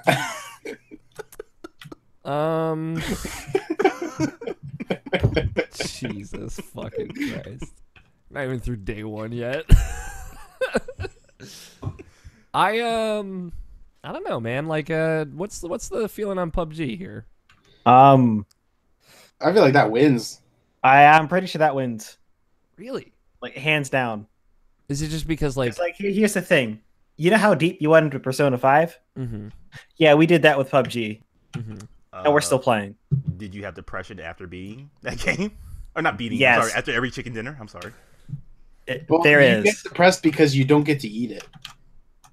I would say like okay, so it depends. It depends on the type of win, but 9 times out of 10, there is a post-victory depression. I haven't had that experience with PUBG. I think Digger Up is clearly the weaker link. If we want to let that go. That's fine. But I don't know, man. Like, Persona was like. Persona was my goddamn everything when I played that game, and like, Same. and when I did not want to beat that game because I never wanted it to end. Like, if it was like something like a friggin' like a games for service or whatever, and like I could still play that game, I would still be playing that damn game. Yeah, is very much the same thing. Like that was like my entire April, right? I just played that game.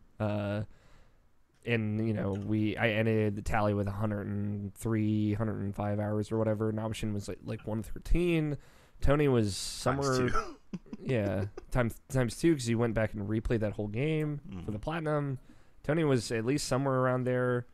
Yeah, like I think just like that game like absorbed all 3 of us for a lot. I know you didn't play it, Scott, so it's difficult to say. I really do like PUBG for this category too. It's just like Persona is I mean, like personally, Zelda is the biggest one of these 3 for me. But like, I think Persona is a strong standout as far as like crossover. How many Persona 5 streams have you watched? You kind of can't because they just shut it down. They said no to streaming.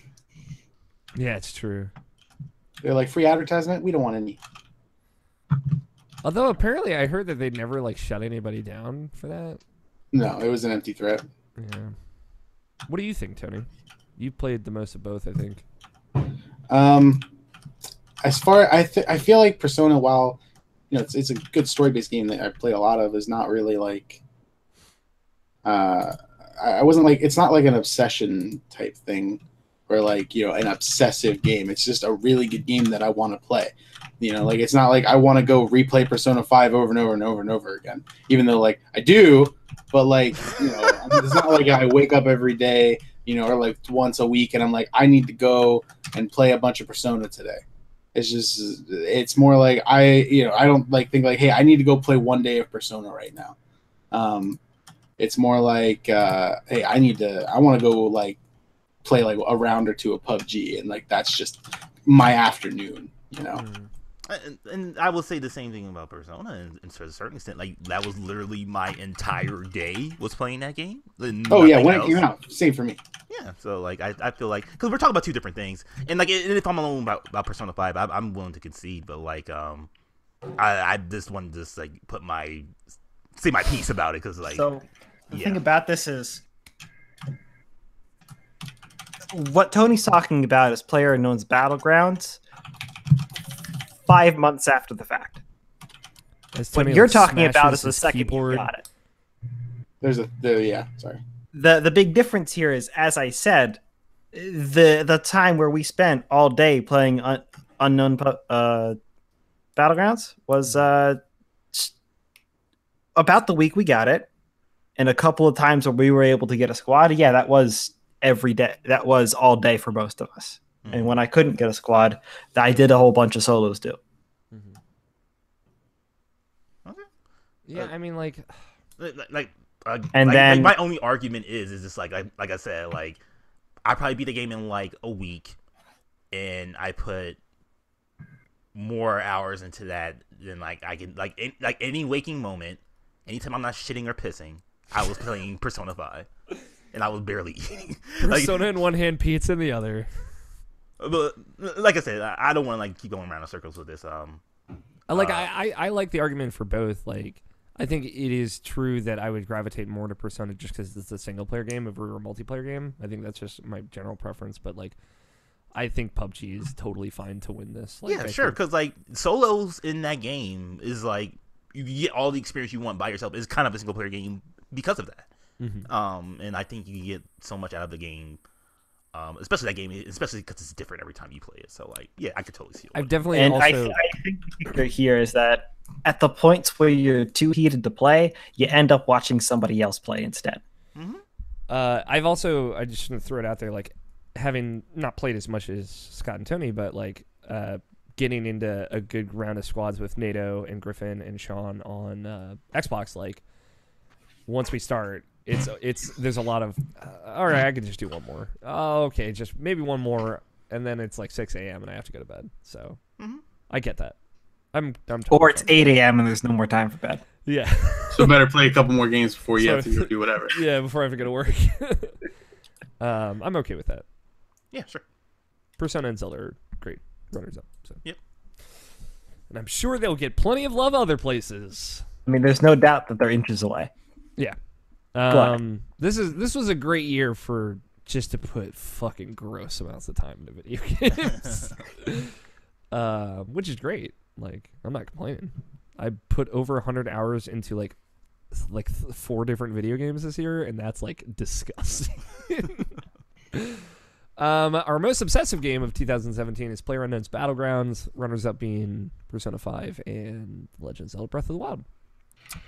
The Yeah, You Right award for the game with the best game flow. And Nabeshin has described this as our favorite game that we feels consistently great through its repetition.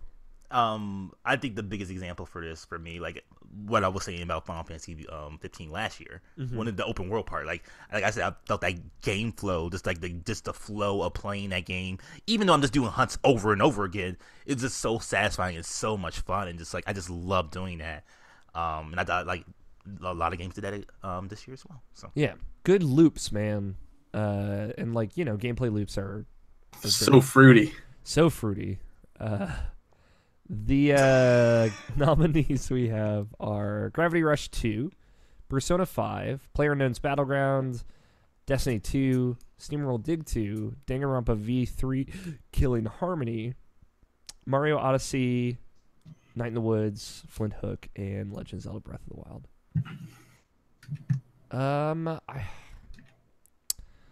I don't think Zelda fits on this list. okay. I'm just gonna be the one that says it, so I don't have to say it later. I think I thought you'd be the one going for that one, but I mean, like, I'm telling you right now, Flint Hook's the hill I'm dying on for this one. That's fine. Like Zelda, I think doesn't have like a consistent loop. It's not the same thing over and over again, so I don't think it like fits into what we would describe this category for. That is not why I wanted to play obsessive amounts of Zelda. So like, it was more of like the fact that there wasn't really it consistently felt great because although games in that vein are normally repetitive, Zelda was not. Zelda was not. Exactly. That's a great way to put it, Scott. Also, I think Danganronpa, some of the class trials kind of go on a little bit too long. Sure. And I think that makes it hard to like sink into it because it's emotionally exhausting. Mm-hmm. Is that fair? Yeah. We could take off Night in the Woods. Though the repetition is just like just talking to people over again, and just like this seeing how their day is, and just like doing like live platforming or whatever. It's just like I enjoy that flow. Like same with Persona as well. Like I enjoy the flow of that. Mm-hmm. It's just it's not meaty, I guess you could say. Yeah, that's fair. I get you. I don't know if Destiny 2 has like the best loop, which is a weird thing to say. I think like Destiny 2 does a similar thing to like Zelda in that like there's a lot of different cool shit to do. I heavily disagree. Really? Yes. What's your loop with Destiny? You run around, you do public events, and then you frustratingly try to get 6 people to sit down for a raid. Mm-hmm. For me, it wasn't that frustrating. Like, I guess. Well, like, doing the raid, no. Getting the people to do it, yes. Nah, it wasn't that bad. like the public event stuff is a good case. I'm trying to think like outside of just that, but because like I would, because I play by myself a lot, so I would do public events and then like do it. Once you know how PvP works, that's kind of the same thing over and over again. PvP is a good loop. Okay. And then yet. Not yet. Well, the one I do think we should let go is Player Unknowns. Really? Yeah, you see, it has the repetitive part down. It's very inconsistent. Okay. I think it's consistently great. I could see like there are some matches that are great and some that are just not. There are some matches when you touch motorcycles and they explode. That's great. That's that great. I heavily disagree. There are times when you go ahead and you go to a drop, what is it? The airplane drop across the map, and no one's looted it yet. Now that's great. There are times when you have no need for that drop; it drops on top of you, and then you're in the middle of 4 squads. That's great. Tony, I feel like you have a very loose interpretation of the word great. It is inconsistent. I don't feel like that when everything goes like exactly the way you want it to go is the only qualifier for what makes a great game of PlayerUnknown's Battlegrounds. In fact, I think it's kind of the opposite. I think it's more when things go off the rails that make it more fun. The fact of when and how things go off the rails is what makes it so inconsistent. That's how the game is designed. Like you're not always going to get an airdrop. You know, it's random. You go after it or you don't, or you see an airdrop dropping on you, you leave because you don't want to be there when 5 of their squads show up.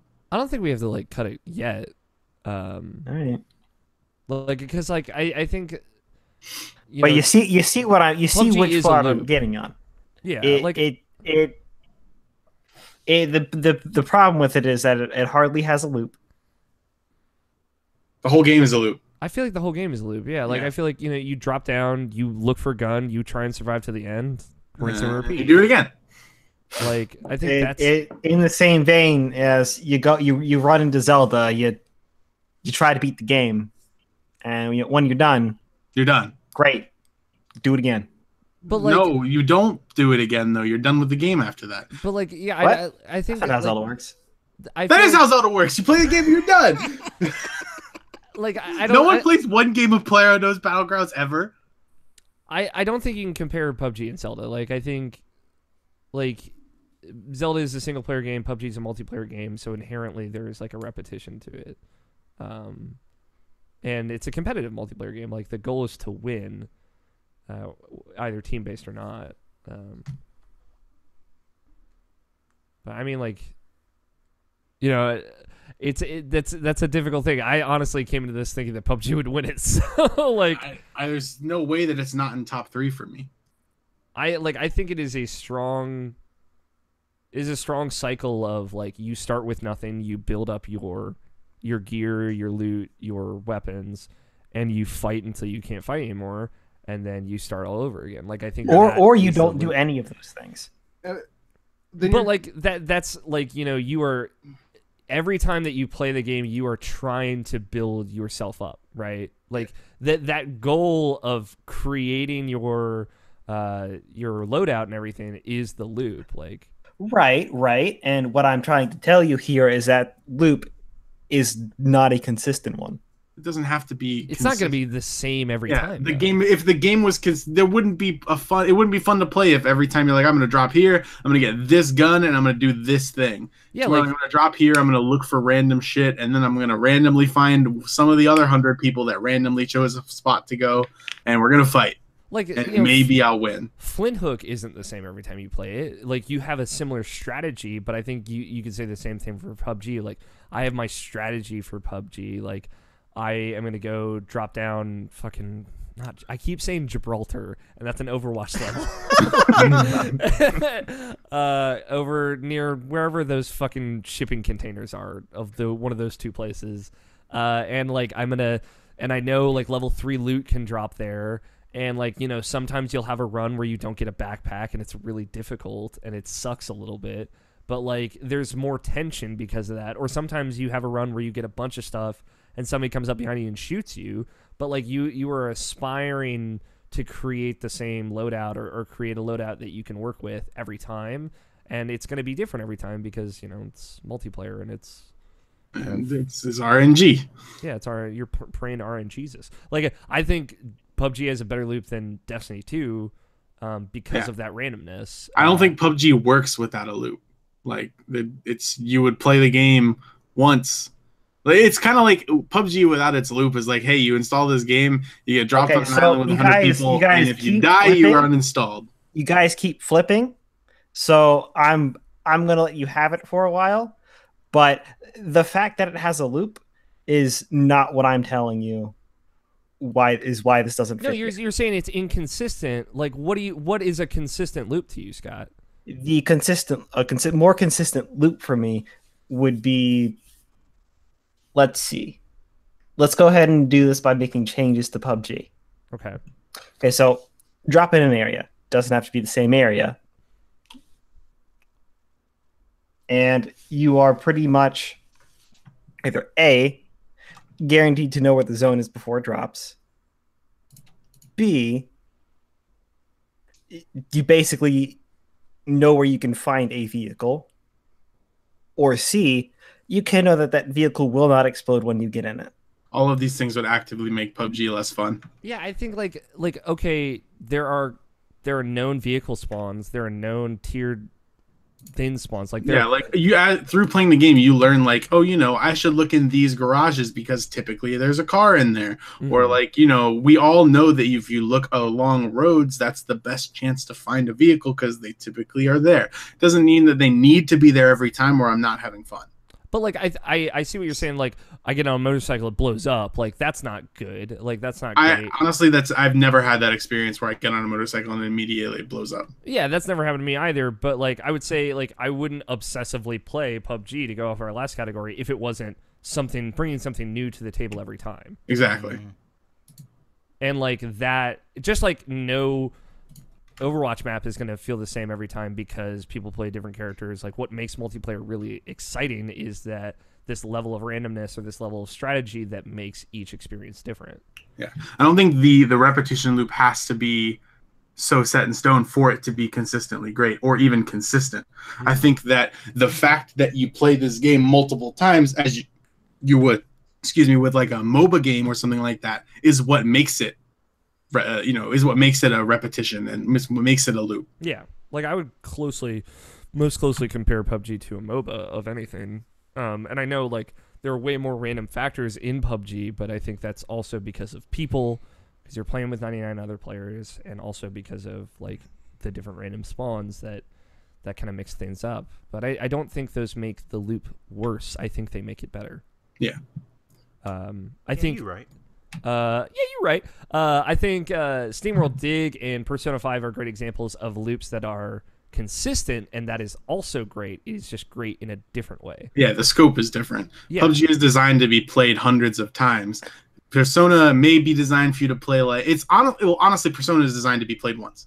Most single player experiences are designed to be played once. I feel like Persona, there's a bit of design to play multiple times. I mean, because New Game Plus. Yeah, there's always like that. There's always that extra like some replayability built in for the people who want it. But I feel like at its core, the game is designed to be good for your first playthrough, and anything else after that is sort of an afterthought, and that's okay. Mm-hmm. What do you feel if we have it as Flint Hook, SteamWorld Dig 2, and PlayerUnknown's Battleground? I'm okay with that. Because I was going to say, I don't know what the argument for Gravity Rush is. I just like the game clothing, but it doesn't stand. I think Persona 5 should be on this list because while like I said, was just saying it's designed to be played once. I think that for me, the repetition in Persona 5 is more like every single time I fought an enemy, I loved it. And like it was consistently great fighting different enemies and like that splash screen at the end of a battle and just like that. The way that you go through that game just hit on notes over and over and over again. That I mean, like, great. If like I'm gonna throw it out here, like Persona 5 is the Persona loop is like basically my #1 video game ever. Like the kind of going through your calendar, going through your daily schedule, like choosing what you want to do that day, figuring it out, and then like maybe going dungeon crawling and spending the night doing something else or studying. Like all that stuff is like so my shit. Like that's my fucking jam. And like that's consistent over Persona 3, 4, and 5. Like that is my #1 gameplay loop ever. I was just trying to compromise.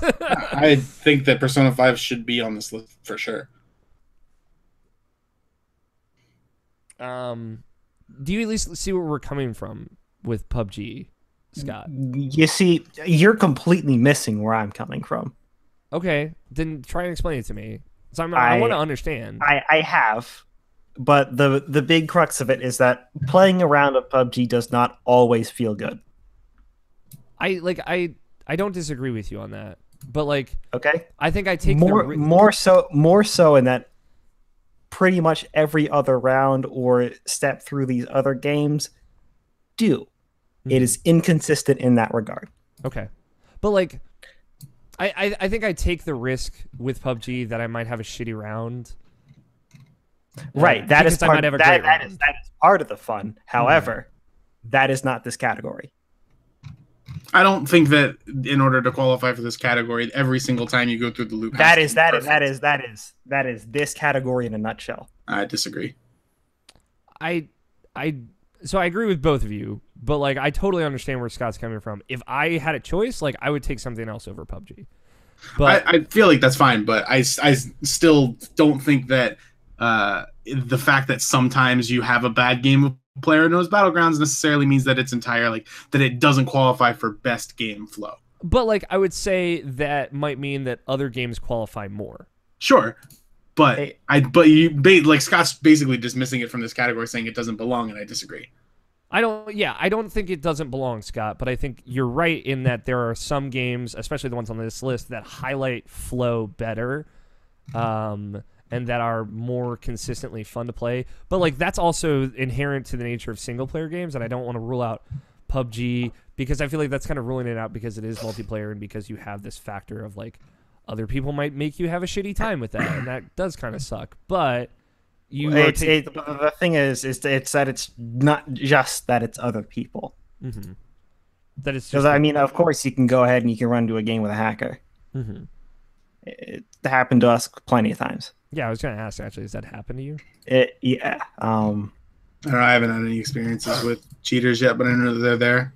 Yeah, I've heard that like if you get higher up on the PC leaderboards, apparently there's some hacking shit. Yeah. It's like apparently it's honestly like it's pretty evenly spread out. Okay. Yeah, I've heard from Shroud, who is like the #1 player of PlayerUnknown's Battlegrounds, that like he never sees people that cheat. Like he maybe sees one person that cheats a month, and he streams it all day. You know, Right. It's some of the stuff is real iffy. We've had a few people that we've reported banned. I'm not sure if these games have been with you, but the most recent one that we can prove is that in the desert map, my brother was in a house. He vaulted over some stairs and he got headshot from 2 towns over. Nice. Through a mountain and a few walls. Yeah, I know recently because China picked up the game and is super popular over there, that Chinese hacks and stuff are basically flooding PUBG and NA servers. So people are trying to get them to region lock Chinese players to the China server because it's so rampant over there. But other than that, I haven't really heard any major stuff. I mean, every online game like that has people that are going to take advantage of it, and that's what eventually they get banned, and it's just comes. It's part of the territory. I don't really think that it is admissible as part of like, hey, this is the game's fault. Really, they're doing what they can to avoid that. It's just how one team of developers versus zillions of people. Yeah. Sure. I had not heard too much about it, so it's good to hear. Or it's good to have context for that. It sounds like we're gonna probably let Destiny 2 and Mario Odyssey go though. That's fine. Yeah. Okay. Yeah. Although Mario Odyssey does feel good, I'll say that. It's a good feel game. Out of Persona 5, unless Nabeshin's ready to get rid of SteamWorld Dig. Hell no. I'm pretty sure PlayerUnknown's hands down the weakest here. That's fine with me. I think it is the weakest of these 4, yes. Okay. And now we all die. Talk to me about SteamWorld Dig 2, Nabeshin, because I want to hear about it. That game is literally about the flow. It's just about feeling good, doing the same things over and over again, consistently, because you're just going down, you're digging, and like you go back up, you cash your money, you go back down and dig again. It's like that's all you do in that game, and it's so good at that. It's so like it just feels good just to play a game because like everything, all the gameplay is fantastic, and the look of it is great, and it's just doing the same thing, just getting loot, cash in the loot, and just doing it over and over again. And it's just a jolly feeling game. Mm-hmm. It is very good. It's also good because I've played a little bit of it. Like I've not played nearly as much as you, Nabeshin. Mm-hmm. But like seeing because the thing that they were going for when I talked to the developers at PAX East is like we wanted to just do everything bigger, right? Like we wanted more Metroidvania aspects of it. We wanted more mines, more areas, more levels to explore, more challenges. And it's more than just like, go down, get your loot, everything. Like the scope of the world is a bit bigger. So you have a bit more room to breathe. Like there's this area off to the side that I haven't really gotten to explore too much of. There are more abilities that make traversal better. Like I just got this thing where you can like shoot a gun, like an explosive out or whatever. Mm-hmm. But that's really cool. So like it is a very evolved version of that original game, but that original game was very much just that loop, and it was really good. And like this is just that with a lot more to it. Mm-hmm. And Flint Hook.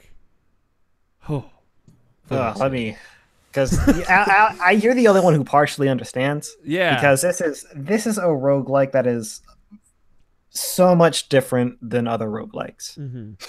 I've kind of touched on it before, but this roguelike uses RNG in a very, very different way than others. Mm-hmm.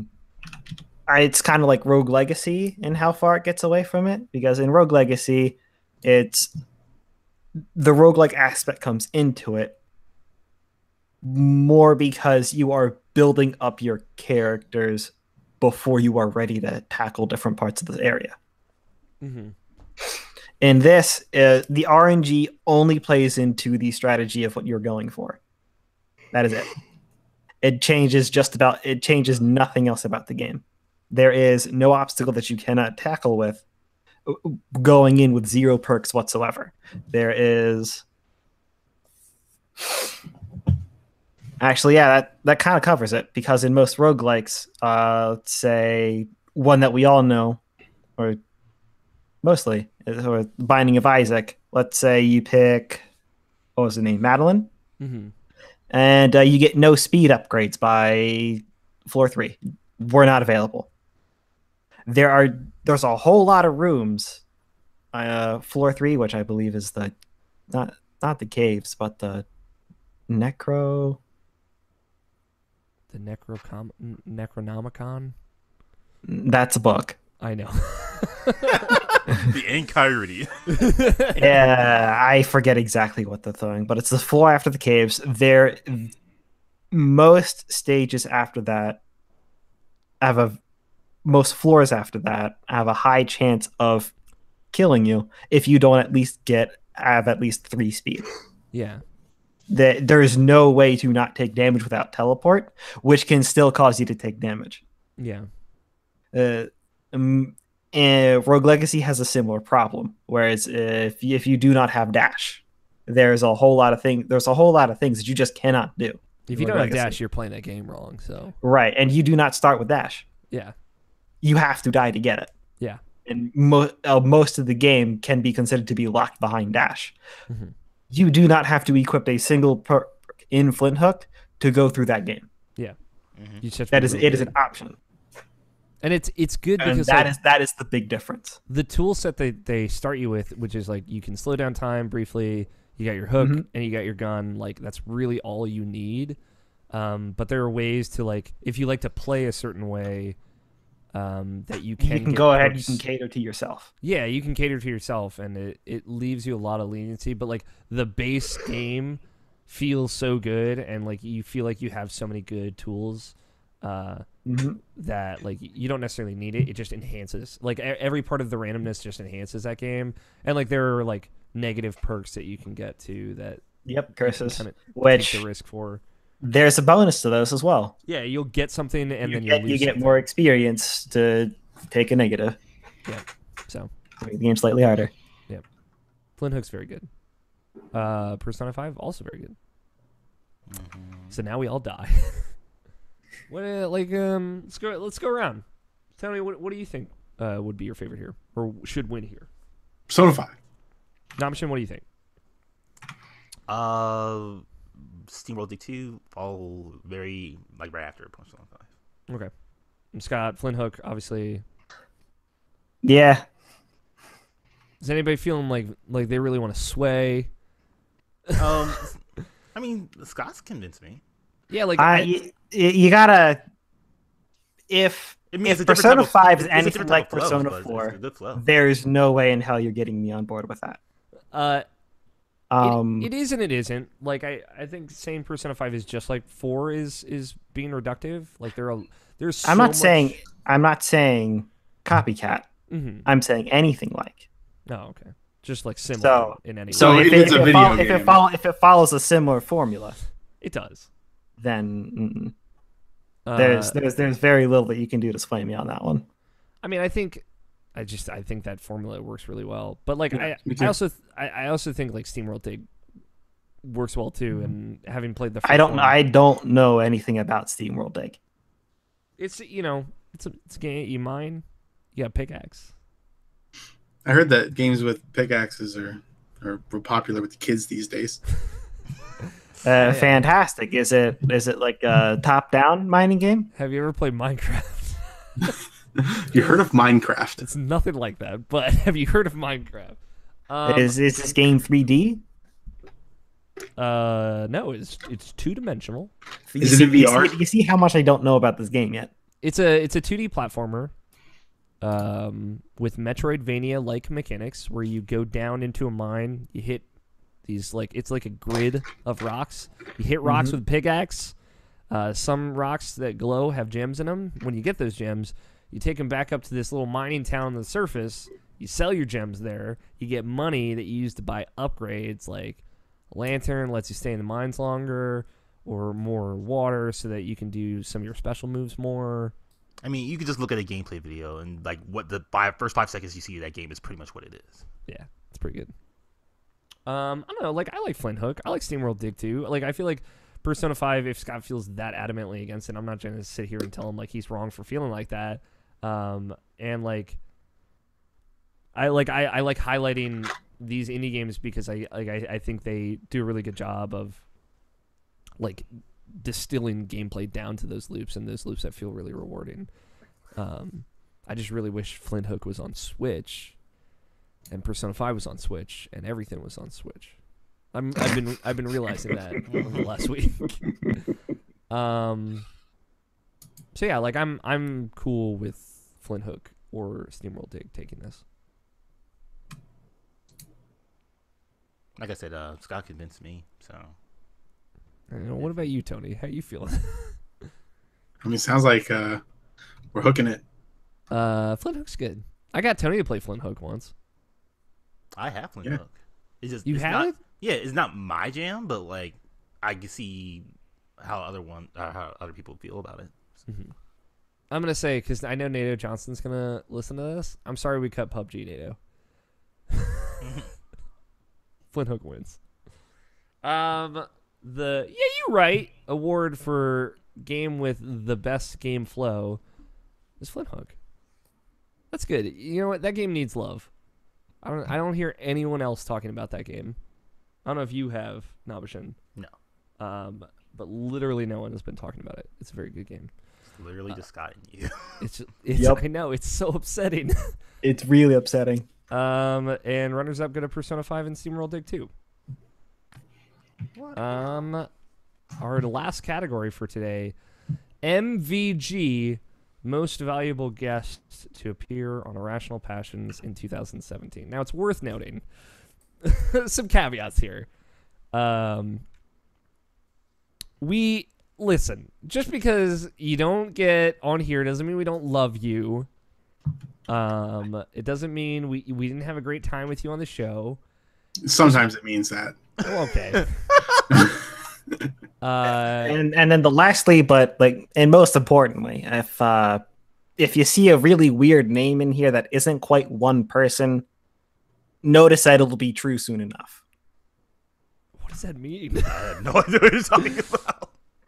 Listen, just like when we go ahead and we say, Nato Graphius has been the best person of this year. Just know that'll be a thing soon. That'll be a thing soon.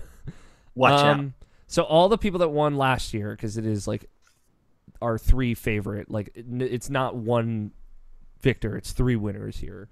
All the people that won last year are not qualified to win this year. Mm-hmm. So it was Allie, Trevor, and who's the third person? Damn. Slight. Danny Juarez? Wait, what? Cameron Abbott? Who was Cameron, it? yeah. Cameron. Okay. Sorry, Cam. Dude, I don't fucking remember our awards last year. Cameron, if you take that personally, I will be upset at you. So all these are the guests from this year. Obviously, people like Logan Wilkinson, George Cruz, Jared Green, they're part of Irrational Passions. They don't qualify. So They already won. They already won. In our hearts. And Jacob as well, I would say. Jacob, yeah. Jacob is he would win every year. It's not fair. All right. So our guests from 2017. This is everybody, right? Yes. Well, that didn't work. Griffin Guccione, Logan Moore, Dustin Furman, Andrew Taylor, Justin Graffius, Nato Johnston, Quentin Hoffman, John Anderson, Brant Range, Tyler Treese, Alex Van Aken, Miranda Pomar, John Ferguson, Moises Tavares, Greg Miller, who's that? John Weingartner, Joey Noel, Jazz Foster, and Jeff Chorney. I'm sorry that we kind of fell through on guests toward the end of the year. I'm coming out of the gate. Yeah. If you were only on the podcast at Extra Life, you're eliminated. That's what? That's I think that's fair. Joey, Jazz, John, Greg. and Greg? Okay. Get fucked, Greg Miller. No. Oh. You got to be on a real show to be on this category. Okay. That's fair. These people sat through a 3-hour show. Yeah, with they us. earned it. Like they. And also, if we didn't do that, I would have had to add fucking Iron Galaxy to the list, and I'm not about it. Brandon Jones and Dave Lang somehow sneak their way onto the list. Cool, good. Now I don't have to feel bad about having to cut Jazz off the list. No, I did it. Yeah, Tony. Dodged a bullet there. Joey, wherever you are, fucking just come on the show. She said like one time. Like, what the fuck, man? She's like, "Oh, I'd love to come on a show." And then she's let like, this little savage elimination be your, your kick in the ass to get on here. "Yeah, I expect this shit from Greg Miller, who pretends he's fucking way too popular for this." Yeah, he's like, oh, hey, wait, you want me to be on the show? Hold on, I gotta go meet with the president. The president of Iron Galaxy. Fucking Lang. I do love that, like, when Greg came over that night, he was like, I was saying, okay, yeah, we're going to record the show. He's like, what? That's going to take like 3.5 hours. It's going to be the whole night. All right, so Griffin, Logan, Dustin, Andrew, Justin, Nato, Quentin, John Anderson, Brent Range, Tyler Treese, Alex Van Aken, Randa Pomar, John Ferguson, Moises Tavares, and Jeff Chorney. So you had this over here, an option that we're just going to vote. Yeah, this is what we did last year. We just purely voted. Just 5 votes. We pick 5. We each pick 5. And then the top 5? Yep, exactly. Is it going to be like our best song where our number 1 gets 5 points, number 2 gets 4 points? No. Just put a star. Put 5 stars. That's too savage. Okay, so and like as I said, ties get smashed into one person. Yeah, they're gonna get fused. It's gonna be some fusion dance stuff going on here. Gogeta could be a winner. Gogeta's not canon, right? It's Vegito. It's bullshit. And Go Tanks. Go Tanks is canon. That happened in DBZ. Yes, Gogeta is not canon. That's bullshit, Nabeshin. I hope you know that. All right, I'm gonna put my stars here. I'm also gonna put my stars here. I wasn't on that episode. Fuck John Anderson. I'm tossing the plus. Difficult. All right, I'll do minus then.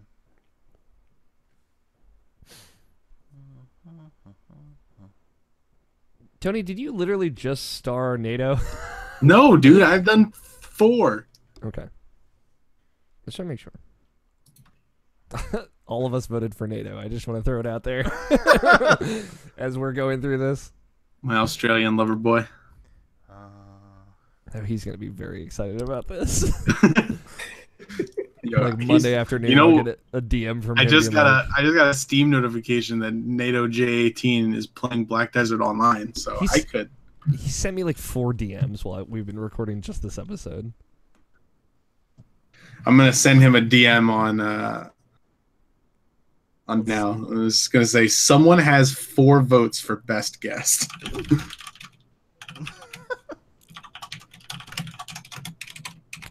Did everyone vote? Is that everybody? Tony, did you do all yours? Yeah. All right, so I This is fucking gonna love be you, great. Griffin. God damn it.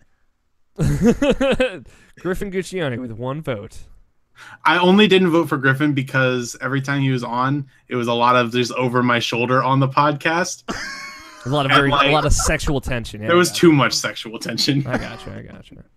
Logan Moore, man. I didn't vote for him, so we get to mash a lot more people together. It looks like definitively NATO is our winner here, with 4 votes, and Justin and Jeff are runners up with 3 votes. Yeah. Looks like that's it. What? No, we smash them together, Listen, and man, then we go for number 2. we only need 3. This is fine, but But you want Justin everyone Shorty. that's got 3 Or votes Jeff gets Grappius. smashed together. It's only 2 people. Yes. You just want Jeff Grappius. I mean, Yes. I get it. I understand. Don't you want Jeff Or Grappius? Justin Jeffius. Oh God, it was good to have Jeff on the show again. Justin. Yeah, I got there. NATO responded to me with a bunch of the letter O all in a row. Maybe he was shocked. It's like, ooh. All right, Oh. these guys aren't any fun. I got it. I'm sorry. I concede. NATO Johnson. Is the definitive winner. Well, they're all winners. NATO Johnson, if you would like to face off against us in a game of Evolve, We have with you as the monster, and we us have as a the- proposition for you. Yeah. It's a very weird fetish, but I assure you it might be worth it. All right, so our most valuable guests from 2017 were NATO Johnson, Jeff Jorney, and Justin Graffius. Thank you to all of our guests so much for doing. It's just these three were better than you. These three were better than you. No, for taking the time out of your evening to come be on the show. I don't know why we love NATO so much, but It's the accent. we just do. It is the accent. He sent me another message that says no more spoilers. And I said that wasn't a spoiler. Okay, well, here's the thing. He came on several times. Yeah. He came to meet us, Yeah. and he brought his 8 game every time. Yeah, he hung out with Scott and I for E3. He was very pretty. It's true. He went to Vegas and then to Maryland. So he did hang out with all of us separately this year. So, well, that's it. That's the first day. You want me to go through these one more time? Yes. The best Irrational Passions podcast title of 2017 is episode 27's title of "You Eat 2 Bananas and Tell Me It's Easy," with runners-up being episode 316. You say, I say, we all say Fudo. Episode 335. You guys like fried chicken? You know who the came best up with that title? Griffin. I'm just putting it out there. Moving on.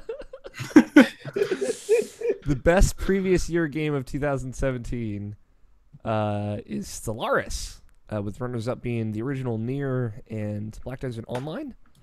The most irrational game goes to Danganronpa V3 Killing Harmony, runners-up being Marvel vs. Capcom Infinite and South Park The Fractured Butthole. What a dumb category. I love it. Favorite entertainment distraction from the year 2017 is My Hero Academia, with runners-up being My Brother and Me, and Coco. And a favorite Nabeshin opener is episode 314's It's Wednesday, My Dudes, with runners-up being a Waluigi accent and a Goron noise, because that's the world we live in. The most obsessive game of 2017 goes to PlayerUnknown's Battlegrounds, with runners-up being Persona 5 and Breath of the Wild. The Yeah, You Right award for the game with the best game flow goes to Flint Hook, with runners-up being SteamWorld Dig and Persona 5. And our most valuable guest award goes to NATO Johnson and Jeff Jorney and Justin Graffius. That's it. That's day one. We did it. We did it. We did it. We just have to do this 4 more times, guys. Yay! And this was the easy one. This one, no, I feel like this is not the easy one. It is. No, this is one of the most time-consuming ones too. Yeah. Thank think you everyone pretty for quickly, though. listening. We're going to be going out Monday. Today's Monday, presumably. Fingers crossed. Hopefully everything worked. All the way through Friday. We'll have a new day with new categories, new goofiness and silliness to be had. So I guess we just end it. Thanks everyone for listening. We will catch you all tomorrow for more categories and words. Thank you, Tony. Thank you, Scott. Thank you, Nabeshin. I'm Alex, and thank you for listening. Titles. There's no titles. So the